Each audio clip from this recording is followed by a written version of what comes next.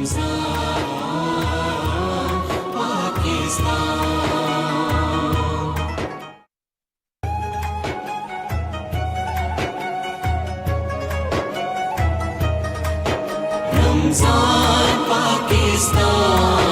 رمضان پاکستان۔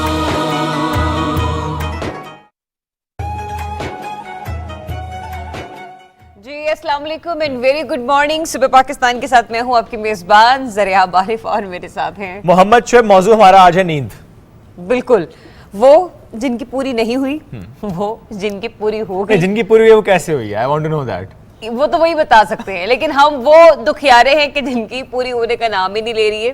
ایک تو پہلے ہی جو ہے وہ سچویشن خاصی، کیونکہ عید کی تیاریوں کے قریب لوگ پہنچ رہے ہیں، طاق راتیں بھی ہیں، رخ کریں، بالکل طاق راتیں بھی ہیں، اور آخری چونکہ راتیں ہیں تو اب تو 27ویں کی شب بھی اور آنے والی 29ویں کی رات بھی، تو اس دن اس رات میں ذکر و اذکار زیادہ ہوگا، تو یہ ذرا صورتحال جو ذرا زیادہ بڑھ جائے گی۔ اور ہم جیسے جتنے بھی ہوسٹ ہیں جو کہ مارننگ شوز کر رہے ہیں، جو کہ کرنٹ افیئرز کر رہے ہیں، اب کیا چل رہا ہے جی کہ لائیو شوز بھی چل رہے ہیں، سب کے ریکارڈنگز بھی چل رہی ہیں، تو یقین جاری ہے کہ نہ آنکھ کھولنے کی ہمت ہو رہی ہے، نہ بات کرنے کی ہمت ہو رہی ہے۔ گھر والوں سے بھی بات کرنے تو ایسا لگتا ہے وہ کہتے ہیں خیر ہے، طبیعت ٹھیک ہے، گلا خراب ہے، کیا ہو گیا تمہاری؟ تو آواز سے ایسا لگ رہا ہے کہ تمہیں بخار ہو رہا ہے، پھر ہم لوگ بتاتے ہیں کہ نہیں جی ایسا کچھ نہیں ہے۔ ابھی تو پارٹی شروع ہوئی ہے، ابھی تو آؤٹ ڈور ایگزیکٹلی علاوہ آؤٹ اسٹیشن بھی جانا ہے۔ آؤٹ اسٹیشن بھی جانا ہے، اور یہ ساری جو کہ کہتے ہیں فیسٹیوٹی ہے، یہ اس وقت تک چلتی رہے گی جب تک کہ ہماری تمام ریکارڈنگز کمپلیٹ نہیں ہو جاتی ہیں، اور ٹیم صبح پاکستان آپ کی عید کو مزید خوبصورت اور یادگار بنانے کے لیے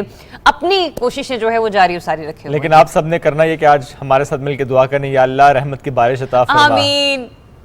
کیونکہ اسی چیز کا سب کو انتظار ہے کہ موسم ذرا ٹھنڈا ہو جائے، خوشگوار ہو جائے، بارش ہو جائے، رم جھم ہو، یہی ہماری دعا اور اسی کا انتظار ہے۔ کچھ روزے جو کہ بہت اچھے گزرے ماشاءاللہ، جو چند باقی ہیں اللہ کرے گا وہ بھی انشاءاللہ بڑے اچھے گزر جائیں گے۔ یہ جو ظاہر ہے ہم تھوڑا سی بات کریں نیند پوری نہ ہونے سے متعلق، یا for the matter tough routine, ظاہر ہے روٹین ایسی ہے، بٹ الحمدللہ اللہ کا بڑا کرم، بڑا احسان کہ اللہ نے ہمیں رمضان عطا فرمایا۔ اب تو رمضان یہ جو پیارا سا مہینہ ہے، نورانی سا مہینہ ہے، چمکتا ہوا مہینہ ہے، یہ اب ظاہر ہے جا رہا ہے، یہ مہینہ مکمل ہو رہا ہے۔ اینی ویز آج بارش کا امکان نہیں ہے، ہاں بالکل، موسمیات کے مطابق بارش کا امکان نہیں ہے، اور مزید یہ کہ موسم گرم اور خشک رہے گا، مطلب بارش تو ہو نہیں رہی جو نہیں ہو رہی ہے، لیکن ساتھ ساتھ جو موسم ہے اس کی شدت میں بھی اضافہ دیکھا جائے گا، اور کہا جا رہا ہے کہ میدانی علاقوں میں جو موسم ہے وہ خاصا گرم اور جو ہے وہ خشک رہنے والا ہے۔ تو میں یہی کہوں گی کہ آپ آج کے افطار میں لیمو پانی بنائیے، روح افزا دبا کر پیئے، ٹھیک ہے، اور کوشش کیجیے کہ اگر تخم ملنگا بھی بیچ میں ڈال لیں، شربت بزوری یا بادام کا شربت، تو اس قسم کی جو چیزیں ہیں اس کا آپ ذرا آج اہتمام کریں اپنی افطاری کے اوقات میں۔ بالکل ٹھیک ہے، یہ برانڈ ایمبیسڈر ہے لال شربت کی۔ اینی ویز افطاری کا جو وقت ہے ہم اس کی بات کر لیتے ہیں، ٹائمنگ شیئر کرتے ہیں۔ 6:52 پر آج جو ہے وہ روزہ افطار ہوگا، اور اگر ہم بات کریں فقہ جعفریہ کے مطابق تو 7:02 پر روزہ افطار ہوگا انتہائی سحر۔ یہ ٹائمنگ شیئر کر لیتے ہیں آپ سے۔ فقہ حنفیہ کے مطابق 3:52 یعنی کل، اور اس کے بعد فقہ جعفریہ کے مطابق 3:44 سحری کا وقت ختم ہو جائے گا۔ بالکل، تو یہ ہم نے آپ کو سحر و افطار کے اوقات کار بتا دی، ویسے بھی گنتی کے 2-3 روزے باقی رہ گئے، تو بس اپنی دعاؤں میں ہمیں بھی یاد رکھیے، اور اللہ تعالیٰ کے حضور ہمارے بھی گناہوں کی مغفرت کی دعا کیجیے گا۔ لیکن ساتھ ہی ساتھ جو رمضان جو ہے وہ ختم ہو رہا ہے، مکمل ہو رہا ہے یہ مہینہ، ہم یہی کہیں گے کہ بڑی تیزی سے گزرا ہے، اور جہاں دیکھو شعیب یہی بات ہوتی ہے کہ بڑا مہینہ جو ہے اس بار تو بڑی جلدی سے گزر گیا، اس بار تو بڑی تیزی سے گزر گیا، لیکن اگر آپ کو لگتا ہے کہ آخری لمحات بچ گئے ہیں تو اپنے رب کے حضور ان خوبصورت ساتوں میں اپنے لیے کچھ نہ کچھ مانگ لیجئے، اور ساتھ ہی ساتھ ہمیں بھی اپنی دعاؤں میں شامل رکھیں۔ اور اس دعا میں پاکستان کی سلامتی کی دعا کیجئے، اس دعا میں پاکستان کی دوستی جو دیگر ممالک سے ہے ان کی مضبوطی کی دعا کیجئے۔ بات میں نے کیوں کی؟ پاکستان اور چائنا ہر فرنٹ پر ساتھ تھے، ہیں، رہیں گے۔ جب دہشت گردی کی کارروائیوں سے متعلق ہم گفتگو کرتے ہیں اور دہشت گردی کے خلاف جنگ میں پاکستان کی قربانیوں کا ذکر کرتے ہیں، تو ناظرین اب سے نہیں، جو ہم بات کریں تھوڑی سی ماضی کی، جب پاکستان نے دہشت گردی کی جنگ کا خاتمہ کی جو کوششیں کی، اس میں جو دیگر ممالک کا ساتھ ہے اس میں بالخصوص چائنا ہمارا برادر ملک ہے، اور جو کل کا واقعہ ہے کراچی یونیورسٹی کے داخلی دروازے کا، اس کی اگر ہم بات کریں تو جو ایک ہٹ کرنے کی کوشش کی ہے پاکستان اور چائنا کی دوستی کو، اس سازش کو ناکام اپنے حوصلوں سے بنانا ہے، ہم نے اپنے عزم سے دہرانا ہے، اپنے عزم کو دہرانا ہے کہ یہ جو دوستی ہے، اور اس میں ہم جو دہشت گردی کی کارروائیوں کے خلاف جنگ میں قربانیوں کی بات کرتے ہیں تو پاکستان اور چائنا بالکل ایک ساتھ کھڑے ہیں۔ بالکل اس واقعے کی ذرا ڈیٹیلز بھی کچھ آپ کے ساتھ اس طرح سے شیئر کریں کہ چینی باشندوں سمیت 4 افراد اس واقعے میں جاں بحق ہوئے اور 4 افراد زخمی بھی بتائے گئے۔ وزیر اعظم پاکستان جناب شہباز شریف صاحب نے دھماکے میں قیمتی جانوں کے ضیاع پر گہرے دکھ اور رنج کا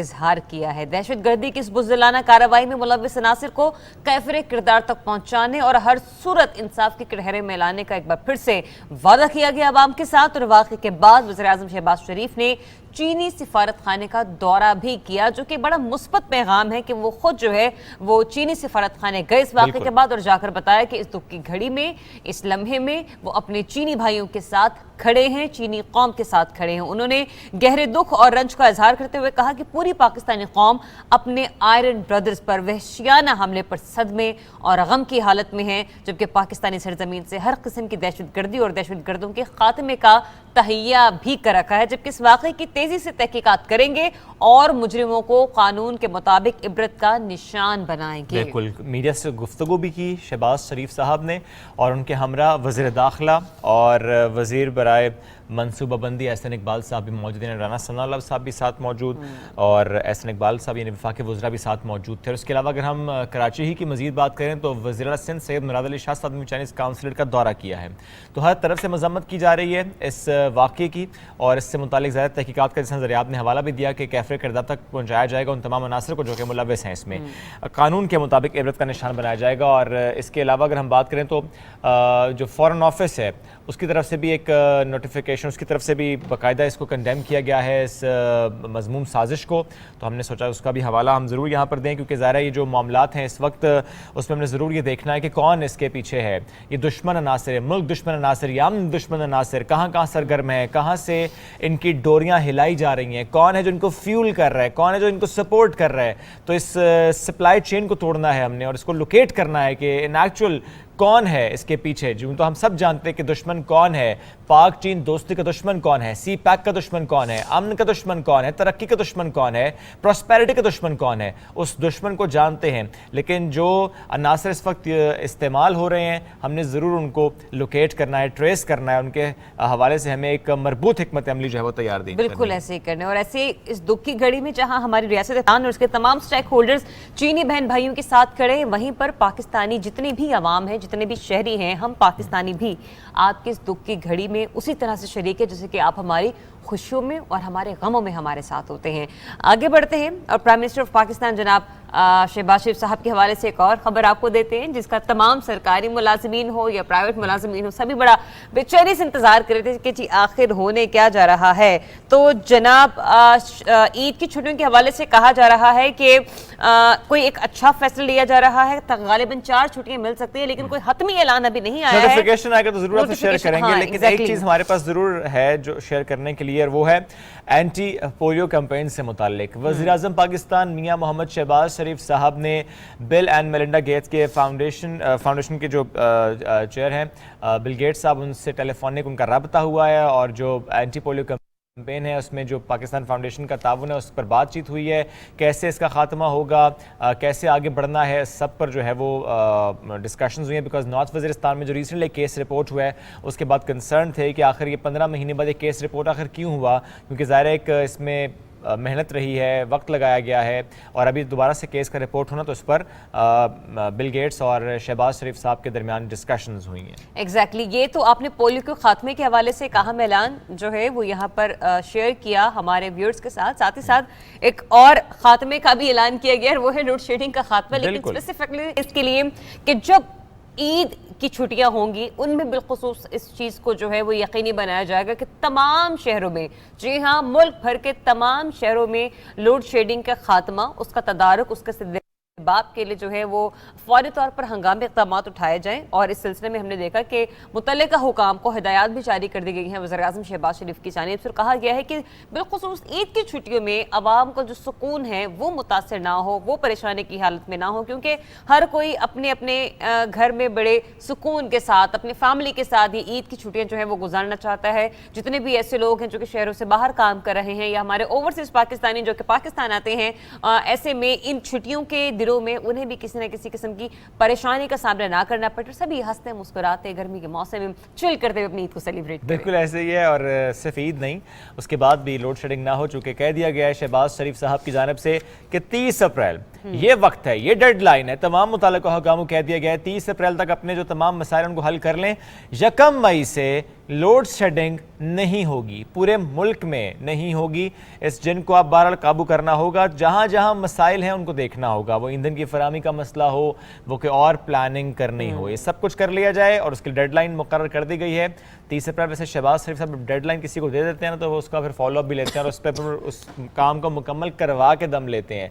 अब अगर वो पीछे पड़ गए लोड शेडिंग के मसले पर तो इंशाल्लाह इस पर वो काबू पा कर रहेंगे। लेकिन इसमें ना मैं ये जरूर बोलूंगी शुएब कि इस्लामाबाद में फिर थोड़ा बहुत जो था वो लोड शेडिंग का इतना दौरानिया बड़ा नहीं हुआ करता था। इस बार तो समझ ही नहीं आ रही है, हर दूसरे तीसरे घंटे बाद छोटे छोटे से पैच के लिए लाइट चली जाती है और बहुत ज़्यादा ट्रिपिंग हो रही है, जिस पर हमने देखा कि सोशल मीडिया पर भी जो सारफीन है वो भी खासे बरहम होते हुए नजर आ रहे हैं, एहतजाज करते हुए नजर आ रहे हैं।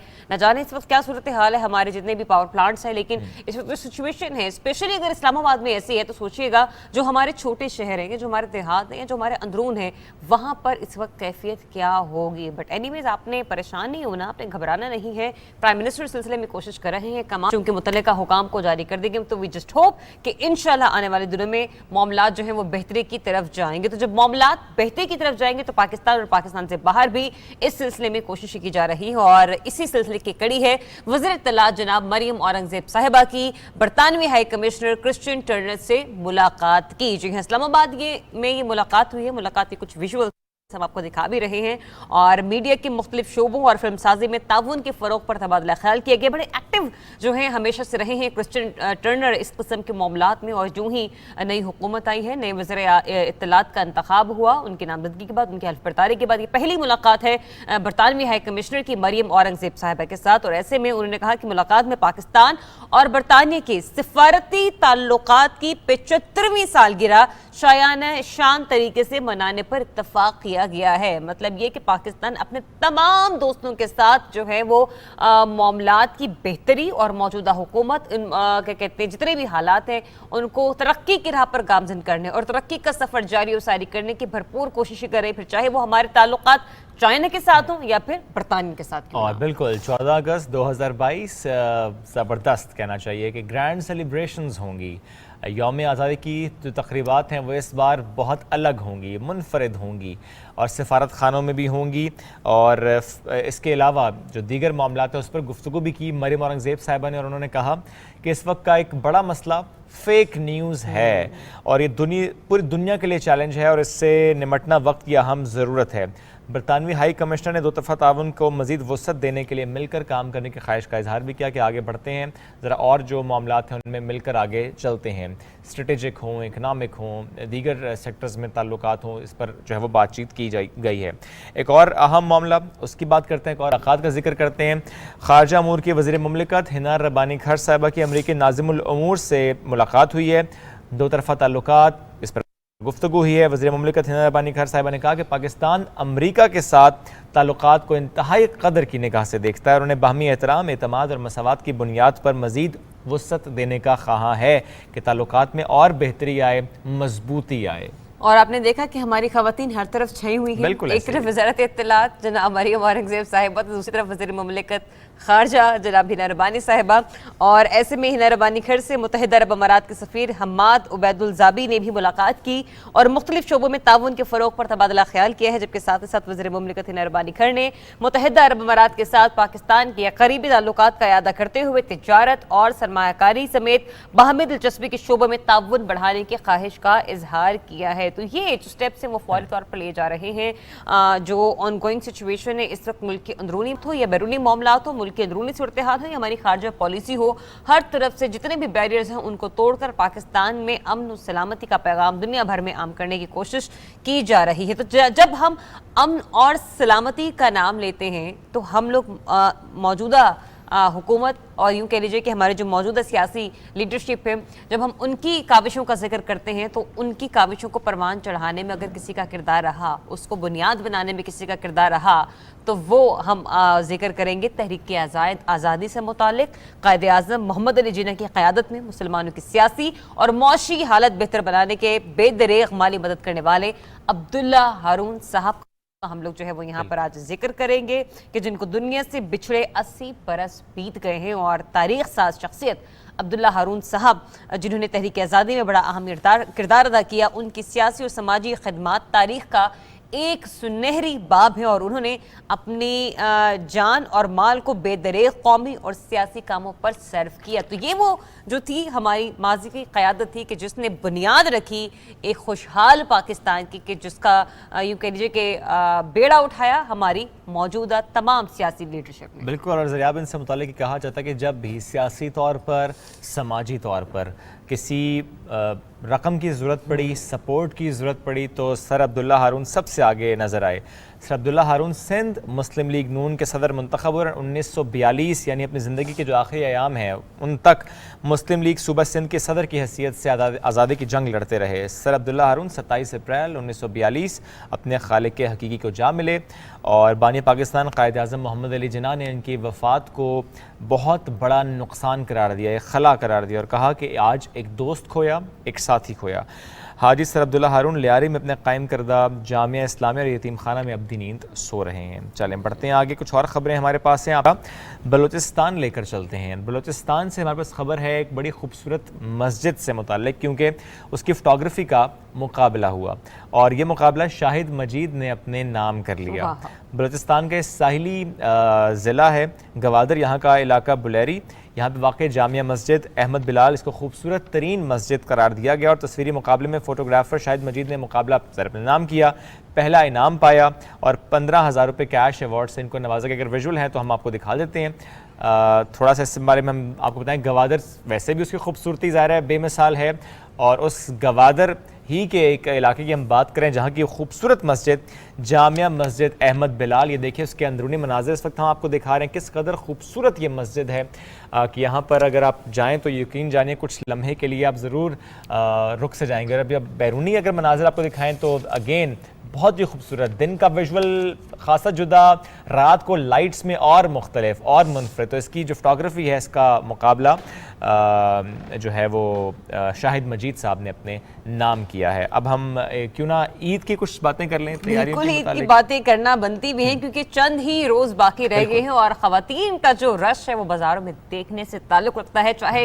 مقامی جو آپ کا بازار ہے وہ ہو یا پھر شاپنگ مالز ہو. خواتین جو ہیں وہ ہمیں افطار کے فوراً بعد بھی اور افطار سے پہلے بھی اکثر نظر آتی ہیں, کیونکہ کچھ لوگوں کی ہوتی ہے کہ اچھا ذرا افطار کر لیا ہے, تھوڑی سی انرجی آ گئی, ذرا جا کے شاپنگ کمپلیٹ کر لاتے, اور کچھ لوگوں کا یہ ہوتا ہے کہ نہیں یہ تو آخری ایام گزر رہے ہیں, گھر میں کچھ دعوتیں بھی ہیں, تو بہتر یہ کرتے ہیں کہ پہلے چلے جاتے اور جا کے اپنی شاپنگ کمپلیٹ کر لیتے. تو ایسے میں ہماری لاہور سے رپورٹر ہے رضا زینب, انہوں نے بڑی پیاری سی رپورٹ جو ہے وہ بنائی ہے. ذرا دیکھتے ہیں کہ لاہوری کیسی تیاری کر رہے ہیں.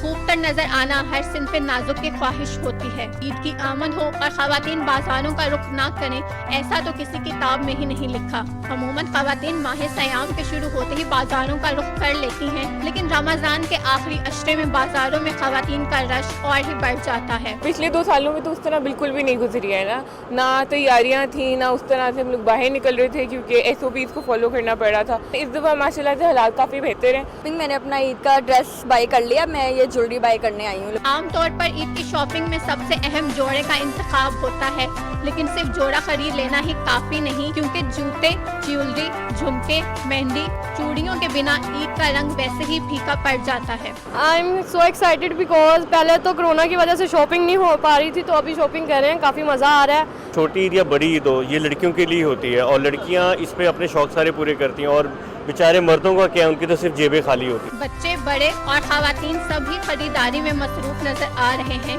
खवातीन का कहना है कि वो ऐसे कपड़े खरीद रही हैं कि वो अपनों के साथ ईद का लुत्फ भी उठा सकें और अमूर खानादारी भी निभा सकें. रिपोर्ट आपने मुलाहिजा की और आपने देखा कि किस तरह से लाहौरी खवातीन जो हैं वो अपनी ईद को मज़ीद खूबसूरत बनाने के लिए, चार चांद लगाने के लिए सब अपनी शॉपिंग में मगन है. और वैसे भी लिबर्टी मार्केट हो, अनारकली हो, और इसके अलावा इशरा मार्केट, या फिर आप चले जाएं औरिगा सेंटर की तरफ, तो हर तरफ फेस्टिविटी का जो माहौल है वो देखने से ताल्लुक़ रखता है. लेकिन मेरी स्पेशल मार्केट में लिबर्टी मार्केट तरह बड़ी फेवरेट रही है, क्योंकि वहाँ से आपको सस्ती चीज़ें मिल जाती हैं. नहीं, वहाँ से ये है कि स्टॉल्स हो या रश हो, वहाँ का क्राउड इतना मैनेजेबल होता है कि आप आराम से अपनी शॉपिंग को कंप्लीट कर सकते हैं. क्योंकि जो बाकी बाजार है, जैसे अंदरून का अनारकली है, इचरा बाजार है, ये मोहल्ले की एक सूरत में, एक गली की शक्ल में जो है ये लोकल बाजार, ये राजा बाजार का वर्जन होता है. बिल्कुल बिल्कुल, ये राजा बाजार का वर्जन है, तो वो आप जो है वो बर्दाश्त नहीं कर सकते. आज तक मेरा राजा बाजार जाने का वैसे इत्तेफाक नहीं हुआ है, लेकिन गालिबन जो मैंने आपको एक पिक्चर अक्सबन किया है मैंने इचरे का माहौल और अनारकली का, तो वहाँ पर कुछ ऐसा ही होने वाला है. बट एनीवेज, जहाँ पर ये सब कुछ हो रहा है वहीं पर हमारी ग्रीन शर्ट्स जो हैं वो भी किसी से पीछे नहीं है. दौरा यूरोप इनका जारी सारी है. पाकिस्तानी हॉकी टीम का फातिहाना आगाज, और ऐसे में ग्रीन शर्ट्स नीदरलैंड को पहले मैच में 3 के मुकाबले में 5 गोल से हरा दिया. भाई वाह, जबरदस्त.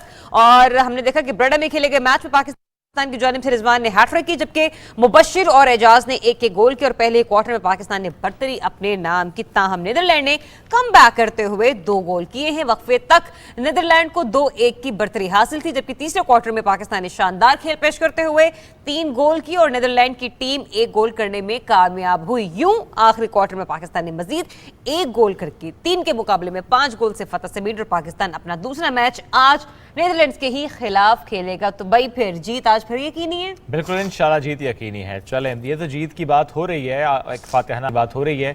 सिर्फ अगर 44 अरब आपके पास होते तो आप क्या करती? एक भी आ जाए तो बहुत है. 44 तो मतलब दिस इज टू मच. अभी मैंने रुपए भी नहीं, डॉलर कुछ भी नहीं कहा था. डॉलर की बात करना चाह रहा था वैसे मैं. नहीं. अच्छा, 44 डॉलर, 44 अरब डॉलर. अच्छा, वही तो कह रही हूँ कि 1 अरब डॉलर भी आता तो मेरे तो काफी. 44 अरब है. मैं तो 1 अरब लेके कंफ्यूज हो जाऊंगी, क्या लिखने, क्या मार्क करने, क्या लेने. अच्छा, वैसे अगर फॉर एग्जांपल हो तो आपका ट्विटर खरीदना पसंद करेंगी? नहीं, जरूरी थोड़ी कि सिर्फ ट्विटर खरीदा जाए, बहुत चीजें खरीदने के लिए यार. ये बात सही है. सिर्फ 44 अरब होंगे तो फिर बहुत चीज़ें खरीदने के लिए बहुत सारे अरब होंगे, तो फिर उसमें से 44 निकाल के हम खरीद सकते हैं ट्विटर, जैसे कि एलन मस्क ने ट्विटर को खरीदा है. तो ये एक मुआहिदा हुआ है जनाब, बड़ा महंगा. मेहरबानी, एडिट द बटन भी दे दो. दे देंगे, टेंशन नहीं. ठीक है, बड़ी कोशिश की जा रही है. कहा सुना गया कि कुछ प्रैक्टिस भी हो रही है, कुछ कोशिश की जा रही है, कुछ एक्सपेरिमेंट्स हो रहे हैं. खुदा का वास्ते दे दें, ट्वीट्स पे लाइक बढ़ जाते, फिर आपको जाके वही कह रही हूं, लेकिन इसको कंफर्म करें ना, बस कर दें. प्रोसेस है ना, पूरा मुकम्मल होगा तो कंफर्म करेंगे. आप क्या चाहती हैं? ऐलान करते ही वो कहते हैं एडिटिंग की ऑप्शन आ गया. नहीं, देखिए, हमने साबिका जो उसकी मालिकान थे उनसे भी रिक्वेस्ट की थी, तो अब जरा नए मालिकान सामने आ गए, तो क्या पता वो तरजीही बुनियादों पर अभी एलन मस्क साहब सुन रहे हैं हमें, वरना हम कॉल पे. बिल्कुल, मेरी आवाज उन तक जानी चाहिए. वैसे भी पाकिस्तान टेलीविजन न्यूज़ है, रियासत का इदारा है, ग्लोबली देखा जाता है. किसी बातें कर रहे हैं. बिल्कुल ठीक हो गए. तो एलन मस्क साहब, ये इनकी बात सुन लीजिएगा. हम अभी सबटाइटल्स के साथ चलाते हैं अंग्रेजी में. अच्छा, भारत लेकर चलते हैं आपको, और वहाँ पर एक चोरी रात हुई, और इसे अनोखी चोरी की वारदात इसलिए कहा जा रहा है कि एक तो चोर भाईजान आए, उन्होंने कहा कि हमने ATM चोरी करेंगे. अब कैसे चोरी किया? चोरी की क्रेन से चोरी किया. ये जो क्रेन लेकर आए वो भी चोरी की निकली. तो ये कितने स्मार्ट किस्म के चोर आ गए कसम से. वैसे चोरों का कोई मोल नहीं है. मैं तो यही कहूंगी कि जहां भी देखें आप, चोर ना बड़े अभी स्मार्टली प्ले करना शुरू हो गए, और कोई पहचान नहीं सकता कि ये चोर हैं. चोरी भी करते हैं, वारदात भी डालते हैं, फिर पकड़े भी नहीं जाते. तो इसी को तो बेहतरीन अंदाज में चोरी करना कहते हैं. तो ये जो है हम देख रहे हैं कि ये 27 लाख लेकर गए हैं. 27 लाख भारतीय रुपए. एग्जैक्टली 27 लाख रुपए. वैसे भी हम 44 बिलियन अरब. हाँ, तो 27 लाख क्या मायने रखते हैं 44 अरब. एग्जैक्टली. तो जरा भी चोरी तो डाल दी इन लोगों ने, और सफाया कर आके चले गए हैं. सो लेट्स सी कि ये अभी इन 27 लाख रुपयों का क्या करते हैं. लेकिन बहरहाल वो तो हमें बिल्कुल पता नहीं चलेगा वो क्या करते हैं. لیکن CCTV فوٹیج کے بعد اللہ کرے کوئی کارروائی ہو جائے, پکڑے آئی جائیں. وش سو ایسا ہونا بھی چاہیے, کیونکہ لوگوں نے تنکا کر کے پیسے جوڑ رکھا ہوتا ہے, اور بینک اس کے محافظ ہوتے ہیں ان کے فائنینشیل سیکیورٹی کے. Exactly this is what I am seeing کہ بینک کے جو فائنانسز ہوتے ہیں وہ ان کے محافظ ہوتے ہیں, اور پھر یہ چیز جو ہے یہ خسارہ ان کو اپنے جو ڈپازٹس ہیں ان سے پورا کرنا پڑتا ہے. تو ڈیفینیٹلی یہ ایک مشکل صورتحال ہے اس بینک کے لیے, بٹ کیا کہہ سکتے ہیں, چوری تو ہوگی, لاکھ تو ڈل گیا. کرین چوری کر رہی تھی تو کرین کو ہی بیچ دیتے ہیں. کسی اور کام میں بھی تو استعمال کر رہی ہے نا انہوں نے. اچھا اب کرین لے کہاں جائیں گے, اس طرح ATM اکھاڑتے چلے ابھی تو جائیں گے. ایک ATM اکھاڑی ہے, پتہ نہیں کتنا کرادہ رکھتے ہوں گے. کرین والوں کو پکڑو. اینی ویز ایک بریک کی طرف بڑھنا ہے میں, جب بریک سے واپس آئیں گے تو ایک اور موضوع ہمارے پاس ہے کہ اس بار پاکستان کو کس حوالے سے اعزاز مل رہا ہے تعلیم کے میدان میں. ہمارے پاس ایک بڑی اچھی خبر ہے, کریں گے اس پر ڈسکشن, لیکن بریک کے بعد.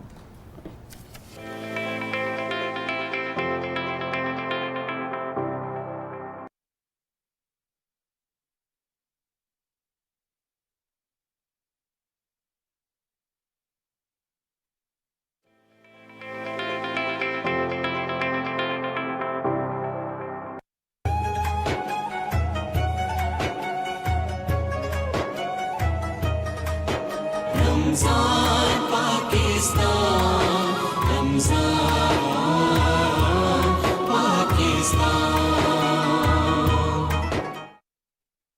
رمضان کا تیسرا عشرہ دوزخ سے نجات کا باعث ہے. اللہم اجرنی من النار.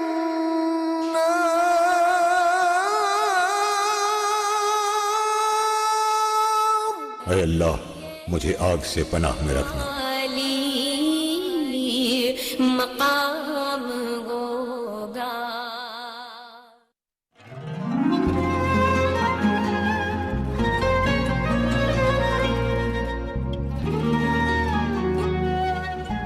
اقرأ باسم ربك الذي خلق.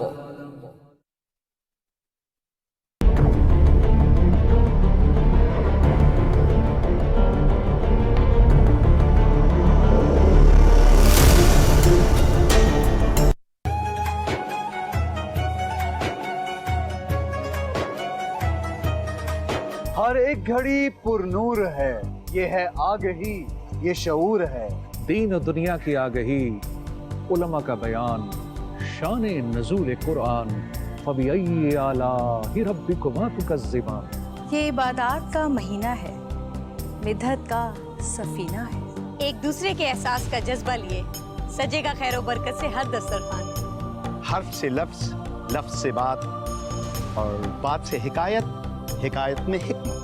ذائقوں پر آئے گی ہر گھر میں بہار, روزے داروں کے چہروں پر آئے گا نکھار. رحمتوں, برکتوں, احساس اور جذبوں کی رونقوں سے سجا رمضان. رب ذوالجلال کی عطا, ہر روزے دار کی دعا, بن گئی ہماری پہچان. رمضان پاکستان.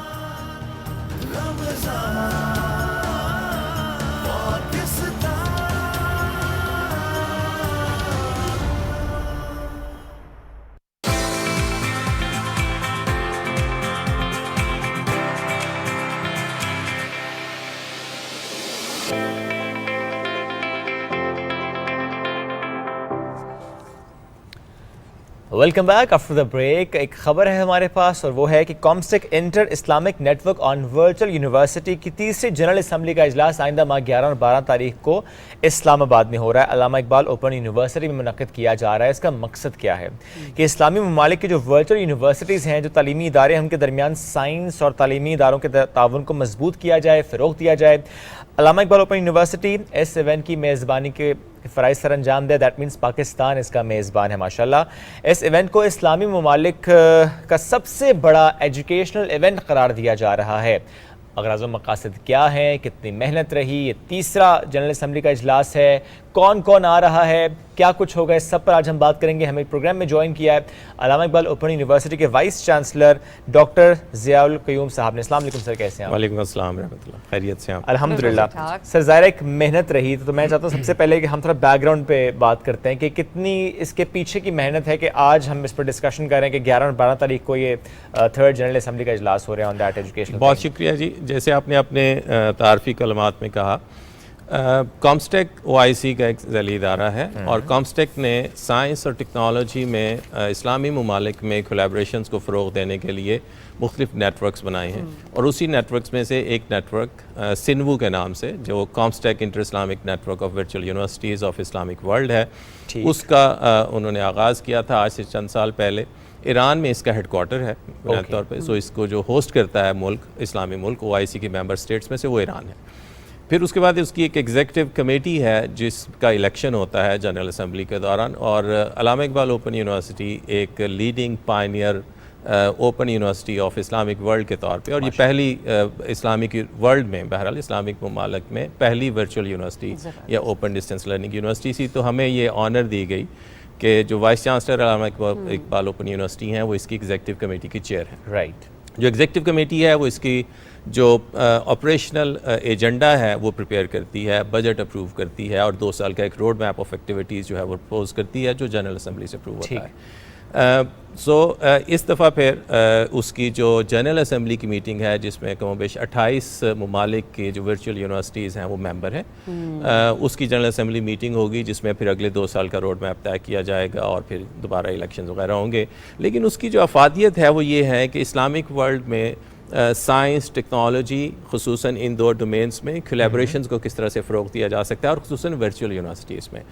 اب ورچوئل یونیورسٹیز اس لیے خصوصاً زیادہ اہم ہو گئیں، اور پہلے شاید لوگوں کے تاثرات اس کے بارے میں مختلف ہو سکتے ہیں، لیکن کووڈ کے دور میں سر میں اگر غلط نہیں ہوں تو یہ تاثر کہا جاتا تھا کہ ورچوئل یونیورسٹی سے بھی ڈگری کوئی ڈگری ہے، ہاں جی، یہ بھی کوئی پڑھائی ہے، پڑھائی تو وہ جو کہ آپ ان پرسن کر رہے ہیں، وہ کہنے والے بھی ورچوئل پہ شفٹ ہو گئے۔ جی، میں بلکہ اس کا مختصر سا ایک جملے میں اگر جواب کہوں تو میں لوگوں سے یہ کہتا ہوتا تھا، میں بھی ایک شخص ہوں جو پڑھا بھی اسی موڈ میں فیس ٹو فیس میں، میں نے کوئی 30-31 سال فیس ٹو فیس جنرل یونیورسٹیوں میں ہی کام کیا، لیکن میں ان سے یہ کہتا ہوں کہ یہ پچھلے 2 سال ہیں جس میں آئیوی لیگ یونیورسٹیاں اور US اور یورپ کی ساری یونیورسٹیاں جب آن لائن شفٹ ہو گئیں تو کیا ہارورڈ، کیمبرج، آکسفورڈ بھی سب سٹینڈرڈ ڈگری دے رہی تھیں۔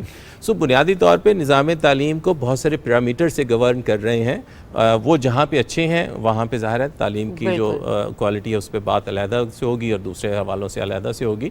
سو اس میں پھر ابھی اس کی افادیت اس لیے زیادہ ہے کہ اس میں افریقن کنٹریز ہیں جہاں پہ بہرحال جن کی کیپیسٹی بلڈ کرنے کی واقعتاً ضرورت ہے، جہاں پہ آؤٹ ریچ کا جو ایک چیلنج ہے، یعنی ہائر ایجوکیشن میں جو ایکسیس ریٹ بڑھانے کا چیلنج ہے جو کہ ایون ہمارے ملک میں بھی ہے، وہ کس طرح سے ہم وہ لوگ جو یونیورسٹی جانے کے اہل ہیں، جو کہ پاکستان میں بھی ایک بہت بڑا چیلنج ہے کہ ہائر ایجوکیشن کا ہمارا ایکسیس ریٹ کچھ 10 سے 11% کے قریب ہے، جبکہ آپ کے ہمسایہ ممالک میں یہ تقریباً 26-27% بھی ہے، اور کچھ ممالک نے اپنا اگلے 3 سے 4 سال کا روڈ میپ میں 50% تک ایکسیس ریٹ انکریز کرنا ہے۔ سو آن لائن ایجوکیشن کی جو افادیت ہے بہرحال وہ اب اس سے کہہ لیجیے پہلوتی نہیں کی جا سکتی، اس کو بہرحال ہمیں اڈاپٹ کرنے کی ضرورت ہے۔ سو یہ فورم ہمیں ایک پلیٹ فارم مہیا کرے گا جہاں پہ اوپن ڈسٹینس لرننگ کی جو اسٹریٹجیز ہیں، جو اس کے کوالٹی ایشورنس کے فریم ورک ہیں، اور پھر جو ممالک جو تھوڑا سا ہم سے پیچھے ہیں اس ٹیکنالوجی میں، انہیں آگے آنے کا موقع ملے گا، اور جو آگے ہیں ہمیں ان کے ساتھ کام کرنے کا موقع ملے گا۔ ڈاکٹر صاحب،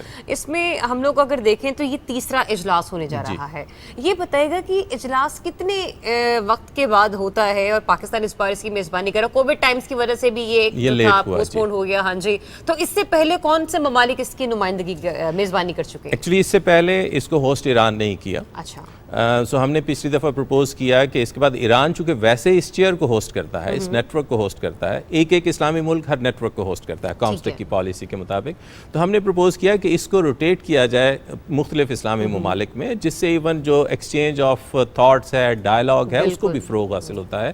تو اس دفعہ پاکستان اس کی میزبانی پہلی دفعہ کر رہا ہے۔ یہ 3ری جنرل اسمبلی میٹنگ ہے، پہلی ایران میں ہوئی تھی جیسے میں نے گزارش کی، لاسٹ ایئر یہ ہونا تھی، یہ 2 سال کے بعد ہوتی ہے، لیکن کووڈ کی وجہ سے میری یہ خواہش تھی کہ یہ فزیکل ایونٹ ہو، یہاں پہ لوگ آئیں اور ہم مختلف موضوعات پہ، مختلف چیلنجز پہ اور اپنے اسٹریٹجک روڈ میپ پہ ہم سارے ایک باہمی مشاورت سے اس کو فائنلائز کر سکیں۔ سو انشاءاللہ 11-12 مئی کو یہ پھر جنرل اسمبلی میٹنگ ہوگی۔ تو تھوڑا ڈیلیگیشن سے متعلق بھی اگر آپ شیئر کر سکیں کہ کون کون آ رہا ہے، ایکسپیکٹڈ کیا ہے؟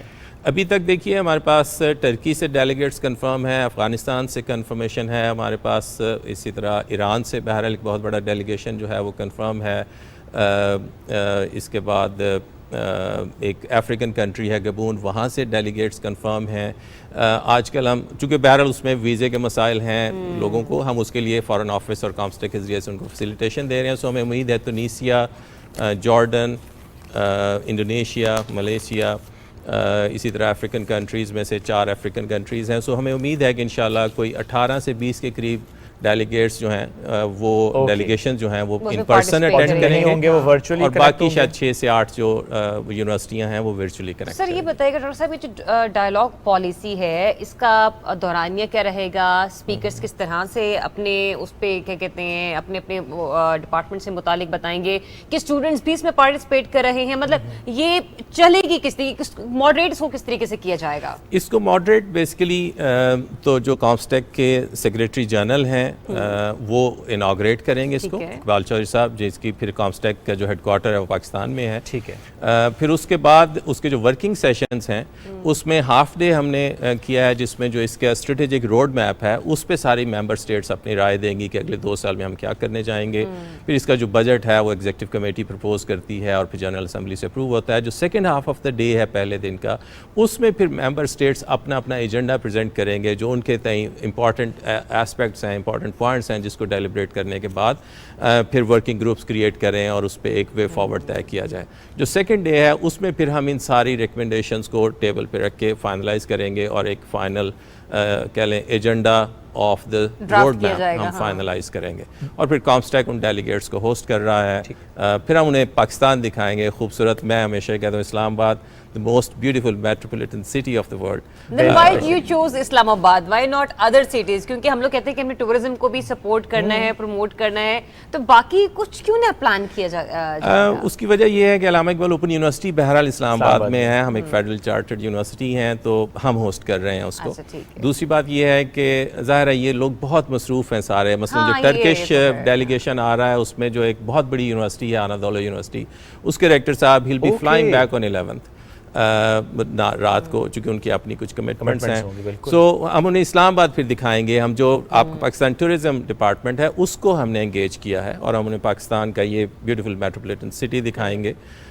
جو ڈیلیگیٹس رہ جائیں گے ان کے لیے ہم انتظامات کر رہے ہیں کہ ہم ان کو ناردرن ایریاز میں قریب لے جا سکیں. اور اگر کوئی لاہور، مثلا ایرانین جو ڈیلیگیشن ہے وہ لاہور جا رہا ہے. اچھا. وہ پنجاب یونیورسٹی سے ہم نے بات کی ہے، پنجاب یونیورسٹی بھی ہمارے ساتھ چونکہ اس میں کولیبریٹ کرتی ہے، سو ہم انہیں وہاں پہ لے کے جائیں گے یا جہاں بھی وہ ڈیلیگیٹس جا سکیں. یہ تو گھومنے پھرنے کا پلان. یہ ہمارے ایمبیسڈرز بھی ہیں بنیادی طور پہ جب اپنے واپس ملکوں میں جائیں گے. بالکل ٹھیک ہے. کچھ سائڈ لائن ملاقاتیں بھی ہوتی ہیں فار ایگزامپل کسی اور ادارے کے ساتھ، کسی اور تعلیمی ادارے کے ساتھ جو وہاں سے آ رہے ہوں، اور کولیبریشن جو ہم ایکسپیکٹ کر رہے ہوں؟ دیکھیں اس میں چونکہ اسلام آباد کی جتنی یونیورسٹیاں ہیں ان کے ریکٹر صاحبان سے ہم آج کل رابطے میں ہیں. ہم نے ان سے گزارش کی ہے کہ وہ تشریف لائیں اور مجھے بہت امید ہے کہ جو فیڈرل ہمارے کیپٹل ٹیریٹری میں یونیورسٹیاں ہیں وہ بھی پارٹیسپیٹ کریں گے اور اکیڈیمک کولیبریشنز پہ اس میں گفتگو ہوگی. جو سائڈ لائن پہ ایک اور ہے وہ ایک مختصر سی بات یہ ہے کہ ہم taking the opportunity that will have delegates ہے خصوصاً ایران اور ترکی سے، تو ہم نے 2 چیئرز اسٹیبلش کی ہیں علامہ اقبال اوپن یونیورسٹی میں جو ایک بڑا یونیک انیشیٹو ہے. ہم نے ایک اقبال چیئر آف تصوف اینڈ مسلم تھاٹ بنائی ہے جس کو پروفیسر فتح محمد ملک صاحب چیئر کرتے ہیں. اسی طرح ہم نے ایک چیئر ہے بنائی ہے سینٹر آف ایکسیلنس ہے سیرت اسٹڈیز کا، جس میں صاحبزادہ ساجد الرحمان صاحب اس کو ہیڈ کرتے ہیں.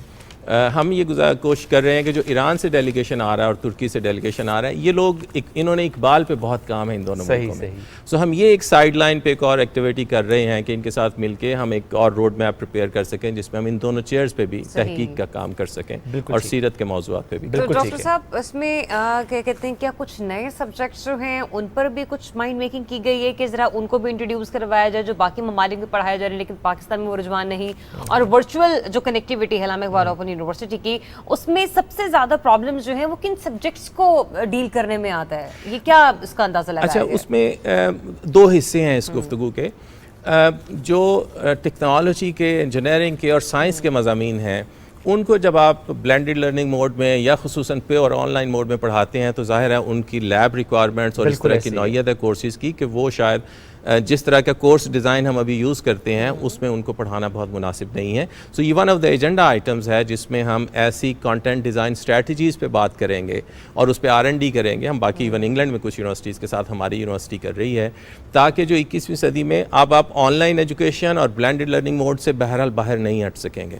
سو ہمیں لیکن کوالٹی ایشورنس فریم ورکس پہ ہم بات کریں گے تاکہ کوالٹی آف ایجوکیشن پہ جو کنسرن اور اپریہنشنز ہیں لوگوں کے خصوصاً آن لائن ایجوکیشن میں اس کو ایڈریس کیا جائے اور ایسی کانٹینٹ ڈیزائن اسٹریٹجیز ایوالو کی جائیں ان سارے لوگوں کی مشاورت سے جس میں علامہ اقبال اوپن یونیورسٹی ایک فوکل کردار ادا کرے گی جس سے ہم باقی پھر اسلامک ورلڈ اور ایون پاکستان میں مختلف یونیورسٹیوں کو بھی سپورٹ کر سکیں گے.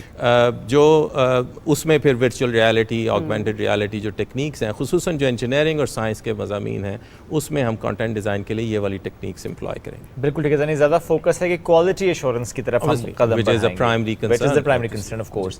آپ نے اس گفتگو کے دوران بجٹ کا کچھ ذکر کیا تھا تو وہ میں سمجھنا چاہ رہا ہوں کہ what does that mean کہ بجٹ مطلب وہ ایک آکسیلری سا ایجنڈا ہے لیکن ظاہر ہے کسی بھی ایکٹیویٹی کو چلانے کے لیے جو فائنینشیل ایک پورا فریم ورک ہے وہ ریکوائرڈ ہوتا ہے.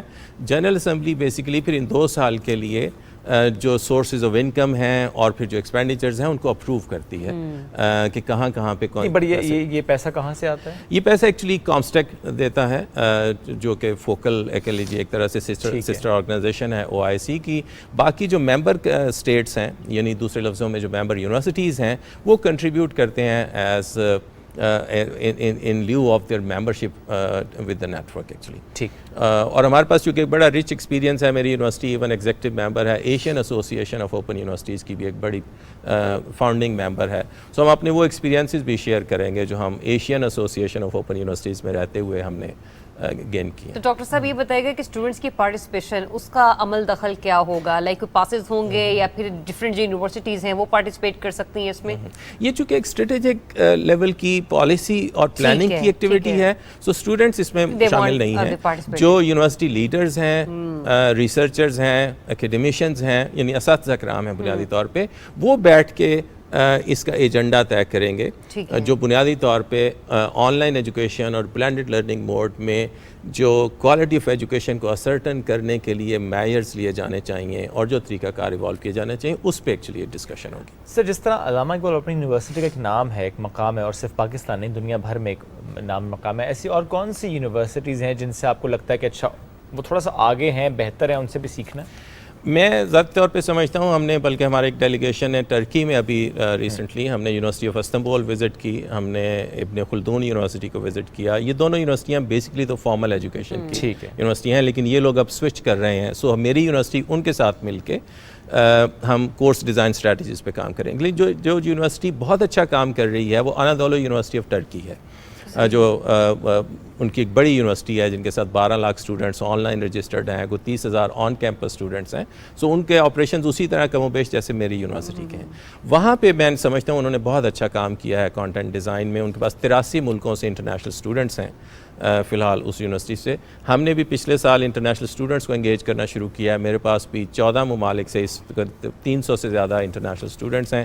سو یہ ایک اور ڈائمینشن ہے کولیبریشن کی جس میں ہم سیمیسٹر ایکسچینج اور کریڈٹ ٹرانسفر کی فیسلٹی کے ساتھ اسلامک کنٹریز میں اسٹوڈنٹ موبلٹی کو ایکچولی انیبل کر سکیں. اب آپ یہ بتائیے کہ چونکہ یہ جو کانفرنس ہونے جا رہی ہے, جو اجلاس ہونے جا رہا ہے, اس میں علامہ اقبال اوپن یونیورسٹی, کیا آپ کے مائنڈ میں ایسا ہے کہ یہ پوائنٹ نہ صرف ریز کیا جائے بلکہ اس پر سب جو ممالک ہیں وہ اختفا بھی کریں, اس کو ایجنڈے کا حصہ بنایا جائے, اس کو اپروول ملے تاکہ آنے والے دنوں میں جو پاکستان کے اسٹوڈنٹس ہیں, پاکستان کے اساتذہ جو ہیں وہ بھی ترقی یافتہ ممالک کی صف میں شامل ہو سکیں؟ دیکھیے ایک بات تو یہ ہے کہ الحمدللہ آن لائن ایجوکیشن میں اور بلینڈڈ لرننگ موڈ میں علامہ اقبال اوپن یونیورسٹی بہرحال فلیگ بیرر ہے.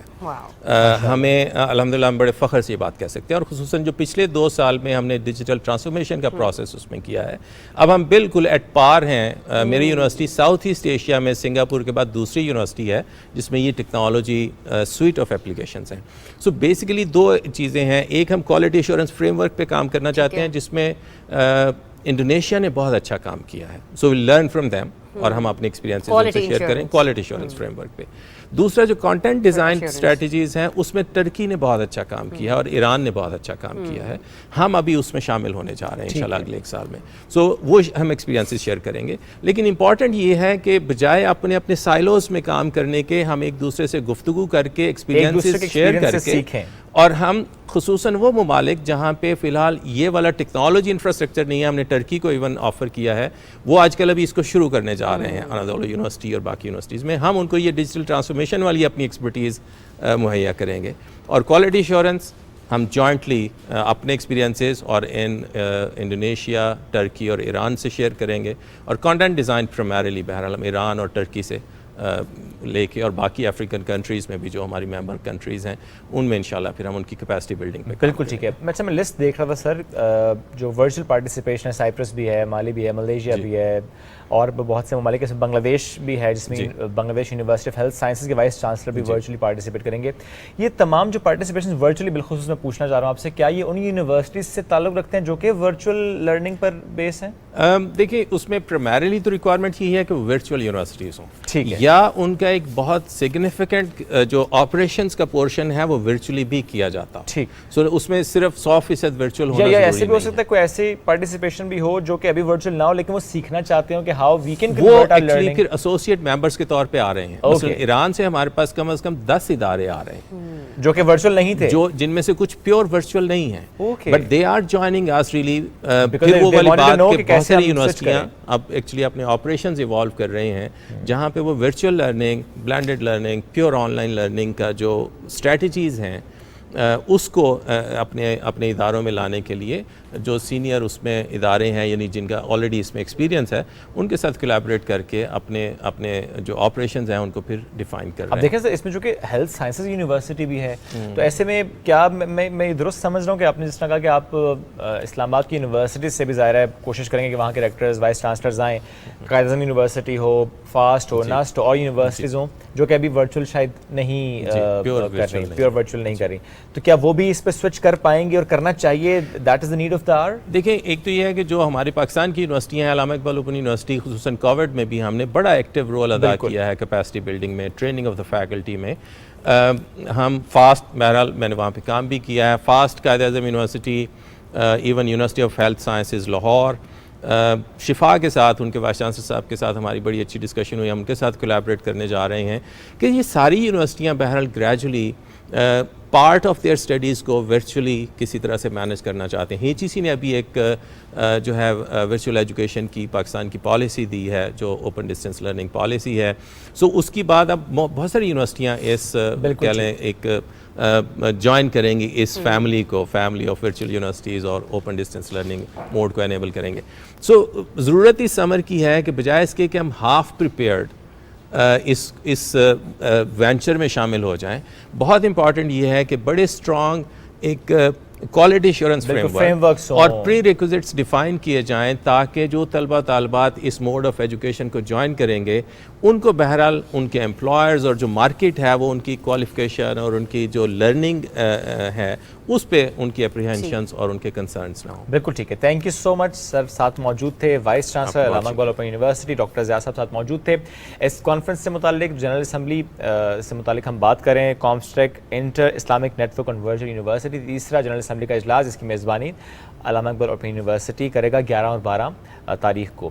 تو اس کے لیے آل دا بیسٹ بھی ہم کہتے ہیں. اور اس کانفرنس کے علاوہ جو سائڈ لائنس ملاقاتیں کہہ لیں اس کو یا گھومنا پھرنا کہہ لیں وہ بھی بڑا اہم ہوتا ہے کیونکہ بڑا اچھا ایکسپیرینس لے کر پھر وہ مہمان جاتے ہیں. پاکستان ایک مہمان نواز ملک ہے اور یہی ہم انشاءاللہ اس ایونٹ پہ بھی دکھائیں گے. ایک چھوٹی سی بریک کی طرف بڑھیں ناظرین، نیوز بریک ہے، واپس آتے ہیں، ساتھ رہیے.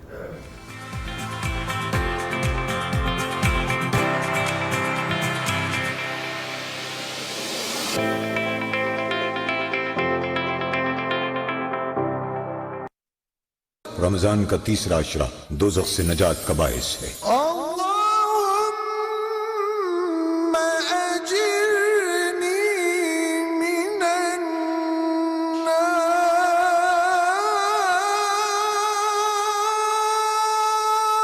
اے اللہ مجھے آگ سے پناہ میں رکھنا. مقام ہوگا.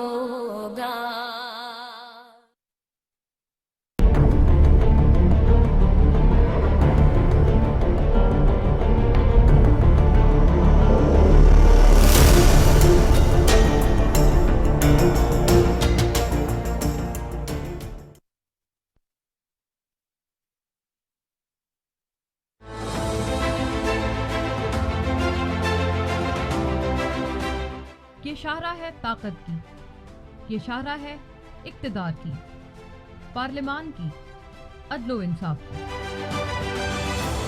یہاں ہوتے ہیں میری اور آپ کی قسمت کے فیصلے. कभी तनकीद बराए तनकीद तो कभी तनकीद बराए तामीर। कल के दुश्मन आज के दोस्त, कल हो हलीफ तो आज हरीफ। अब होगी हर फैसले पर नजर, हर जोड़ तोड़ पर बात, हर कानून साजी पर बहस, मुस्तकबिल पर सवालात, बेबाक और गैर जानिबदाराना। मैं मोना आलम लाऊंगी आपके पते की बात, स्ट्रेट फ्रॉम शाहराह दस्तूर।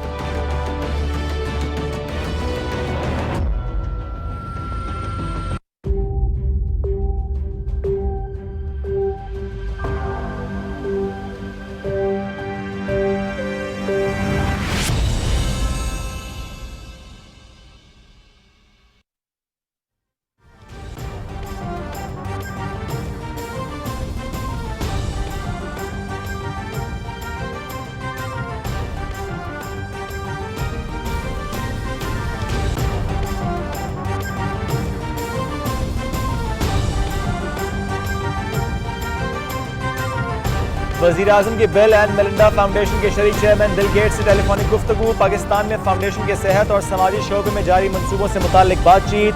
इंसदाद पोलियो, वैक्सीनेशन और न्यूट्रिशन से मुतालिक अमूर पर भी तबादला ख्याल। वज़ीर आज़म का फाउंडेशन के साथ शराकत दारी को मज़ीद मुस्तहकम बनाने के आज़म का इयादा। वज़ीर-ए-आज़म की 1 मई से बिजली की लोड शेडिंग मुकम्मल खत्म करने की हिदायत। आवाम को गर्मियों में बिजली की लोड शेडिंग से मुश्किलात में मुब्तला नहीं कर सकते। डीजल की मसनूई किल्लत की शिकायत का भी नोटिस। वज़ीर-ए-आज़म की ईंधन की फराहमी का मरबूत और मुस्तकिल निज़ाम तश्कील देने की हिदायत।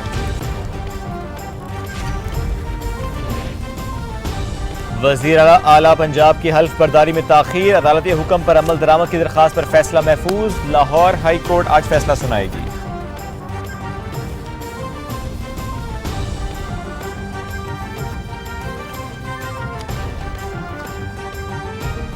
करने वाले खुद खत्म हो गए, मरियम नवाज शरीफ।